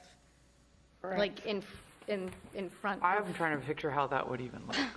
I mean, my child has an IEP, and I'm like, what does that even I mean, look it really, that's a hard question without having the exact IEP in front of us, but it's going to, making sure that there's some one-on-one time, I'm assuming, between a special educator and or the classroom teacher with the child. It could involve, depending on what the IEP is, some additional or supplemental materials sent home or devices, depending on what the requirements are. I don't know if anybody else wants to chime in to add to that, but it's not easy. I feel like everyone refers to, because we're getting beaten up a lot about this, but everyone refers to, oh, we did it during COVID. Well, COVID, it was a different time, and it was day after day after day for an extended period of time. Now they want to put the same money in for these one-off days. Right. And it's. And COVID money is gone too. COVID money was here, is gone. Exactly. Yeah. And I don't want to play around with state funding. And we saw what happened to our test scores after COVID, just putting that out there too. We saw what happened to the education across the world, not just the United States, during COVID when schools were shut down and went strictly virtual. And then too, Let's like, let that be a lesson, just throwing that out there. if you're going back to virtual, parents still work, so the kids are they getting left home alone? Are they gonna be able to get on the computer? Where are they going for a daycare or some type of sitter? Do those people have internet access? Are they gonna be able to get the kid on? There's so many questions revolving. My street's clear, so. Well, I can tell you, we're up by you, cover. and Churchill and Sellersville were a lot more clear than Centerville was. Heck so. yeah. I can I mean, get if out. there's ideas and we have the community that has legitimate knowledge on the bill, the laws, that think they could possibly present, by all means. Not saying we need 1,000 people in here, but maybe we're not looking at this from the right angle that they are. I don't know. But we I'm keep open getting for suggestions. hounded on it, and if they have knowledge on this, please let us know. If there's a technology out there, if there's a grant that you know about, if there's something that can help us, let us know. We're doing our research, we're doing what we can here, but we don't know everything. Paper packets are not the option. Correct. Are not Paper the answer. packets did not cut it. That's not asynchronous learning. Synchronous learning. Your child is still not getting education. We can send home 1,000 paper packets today and just hold them on until it snows. And I think, and I was very appreciative of the teachers that sent home paper packets with the anticipation of the storm. And it's nice to have something. Correct. But it is not any replacement for actual. Exactly. Academics, if virtual learning, if, there was a plan to be like, okay, these kids are actually, this is about academia and them learning, not, oh, we're missing days, so let's just throw something out there so we don't have to go an extra 2 days or, take days away. That's not what this is about.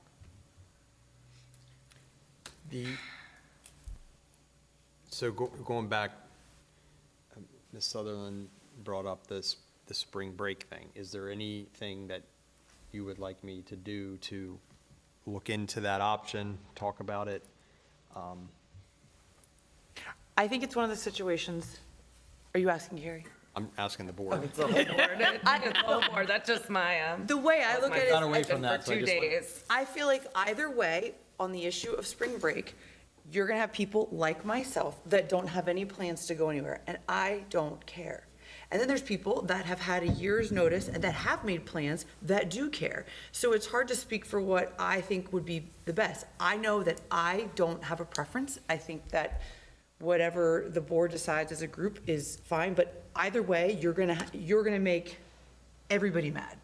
If we take those days away, or if we keep them, we go longer. It's like you go longer, you make people mad. You take them away, you're gonna get mad. I'm fine with adjusting the spring break, but to your point, Dr. Kibler, there's going to be attendance issues. There's going to be staffing issues. If a teacher has taken off for that week, Right, they're not they coming have a back for 2 legitimate, days. you know, it's like but then now you're dealing with substitutes, and it's going to create a situation of a lot of work to open up the schools when no one's going to be there, or staffing issues because you now have to get a sub to be a sub for a classroom where there's 2 kids, but by law you have to. So there's This no could be a easy perfect answer. time to say if we do decide on one of the calendars next year, where it's a week-long spring break, that we do have those 2 last days as a contingent plan, so that now they have an entire year To plan. to plan accordingly. So if they do make the trip, they're just gonna have to plan and be like, okay, I'm sorry, but my son or daughter is going to be out because we're making a trip for spring break. But they're planned accordingly. It's a year out. They understand it. It's in writing. It's approved. It's good to go. I'm just saying lessons learned. So when we're doing the schedule for next year, that could be 2 additional days that we could add in there. So I was just going to say, if you wanted to do something like that, sort of a trade-off, what we might want to consider is, so the Friday and Monday is what we have to do. Maybe we keep President's Day as just a day off. Don't consider it a weather contingency day at all. We can discuss this before you vote, too. yeah. This is for Just next year. For next year. And then just take so we do the Friday, Monday mandate, and then the Tuesday to Friday could be weather contingency days that you all would discuss at any point. I feel like that's a very, very. And then you won't. Go down that. Then you all get, the nice thing about that too is you all control turning those into student days, and you don't have to wait for state board approval like you did for the holidays. I like that. Yes. Look at us. Just took us a while to talk through it. But as far as this That's why year, we have I these don't know if there's an easy answer for that. And that's where I think everyone's going to have to weigh in or put a vote for it on it. But I See feel what like Carrie's saying by we're trying going to to do get it some this year. pushback no matter what we do. I said, I see what you're saying by trying to do it this year. I just feel like we're Kinda really late. pushing, that we're crunched on time.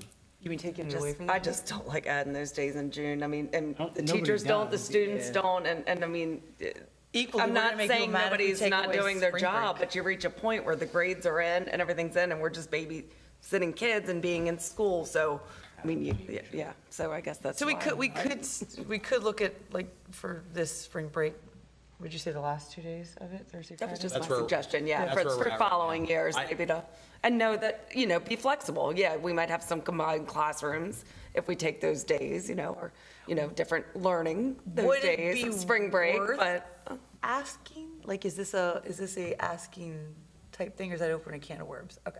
You're gonna get both sides. Yeah, I hear I can just tell you, with only 2 months' notice, when we haven't talked about that as a Community. possibility, I think that is hard. Yeah.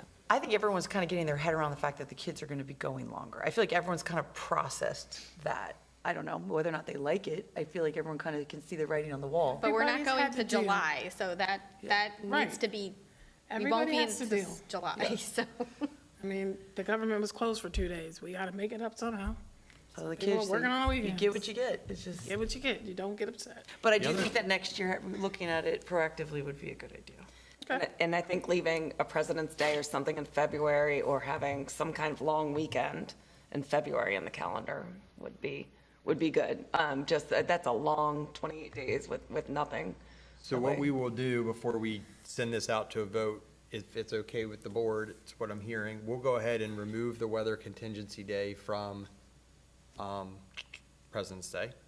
The 2 calendars that have a full spring break, so the one option, again, did not have a spring break, we will make the 4 days that are not mandated in the law weather contingency days. Aren't you glad that's recorded? It doesn't You mean don't we'd have to use them, remember it what you just said. means we have the possibility of using them. I am very thankful for the recording, and usually speaking it out loud, I'll remember. And we have an excellent team of folks around. There you go. Memories like steel traps.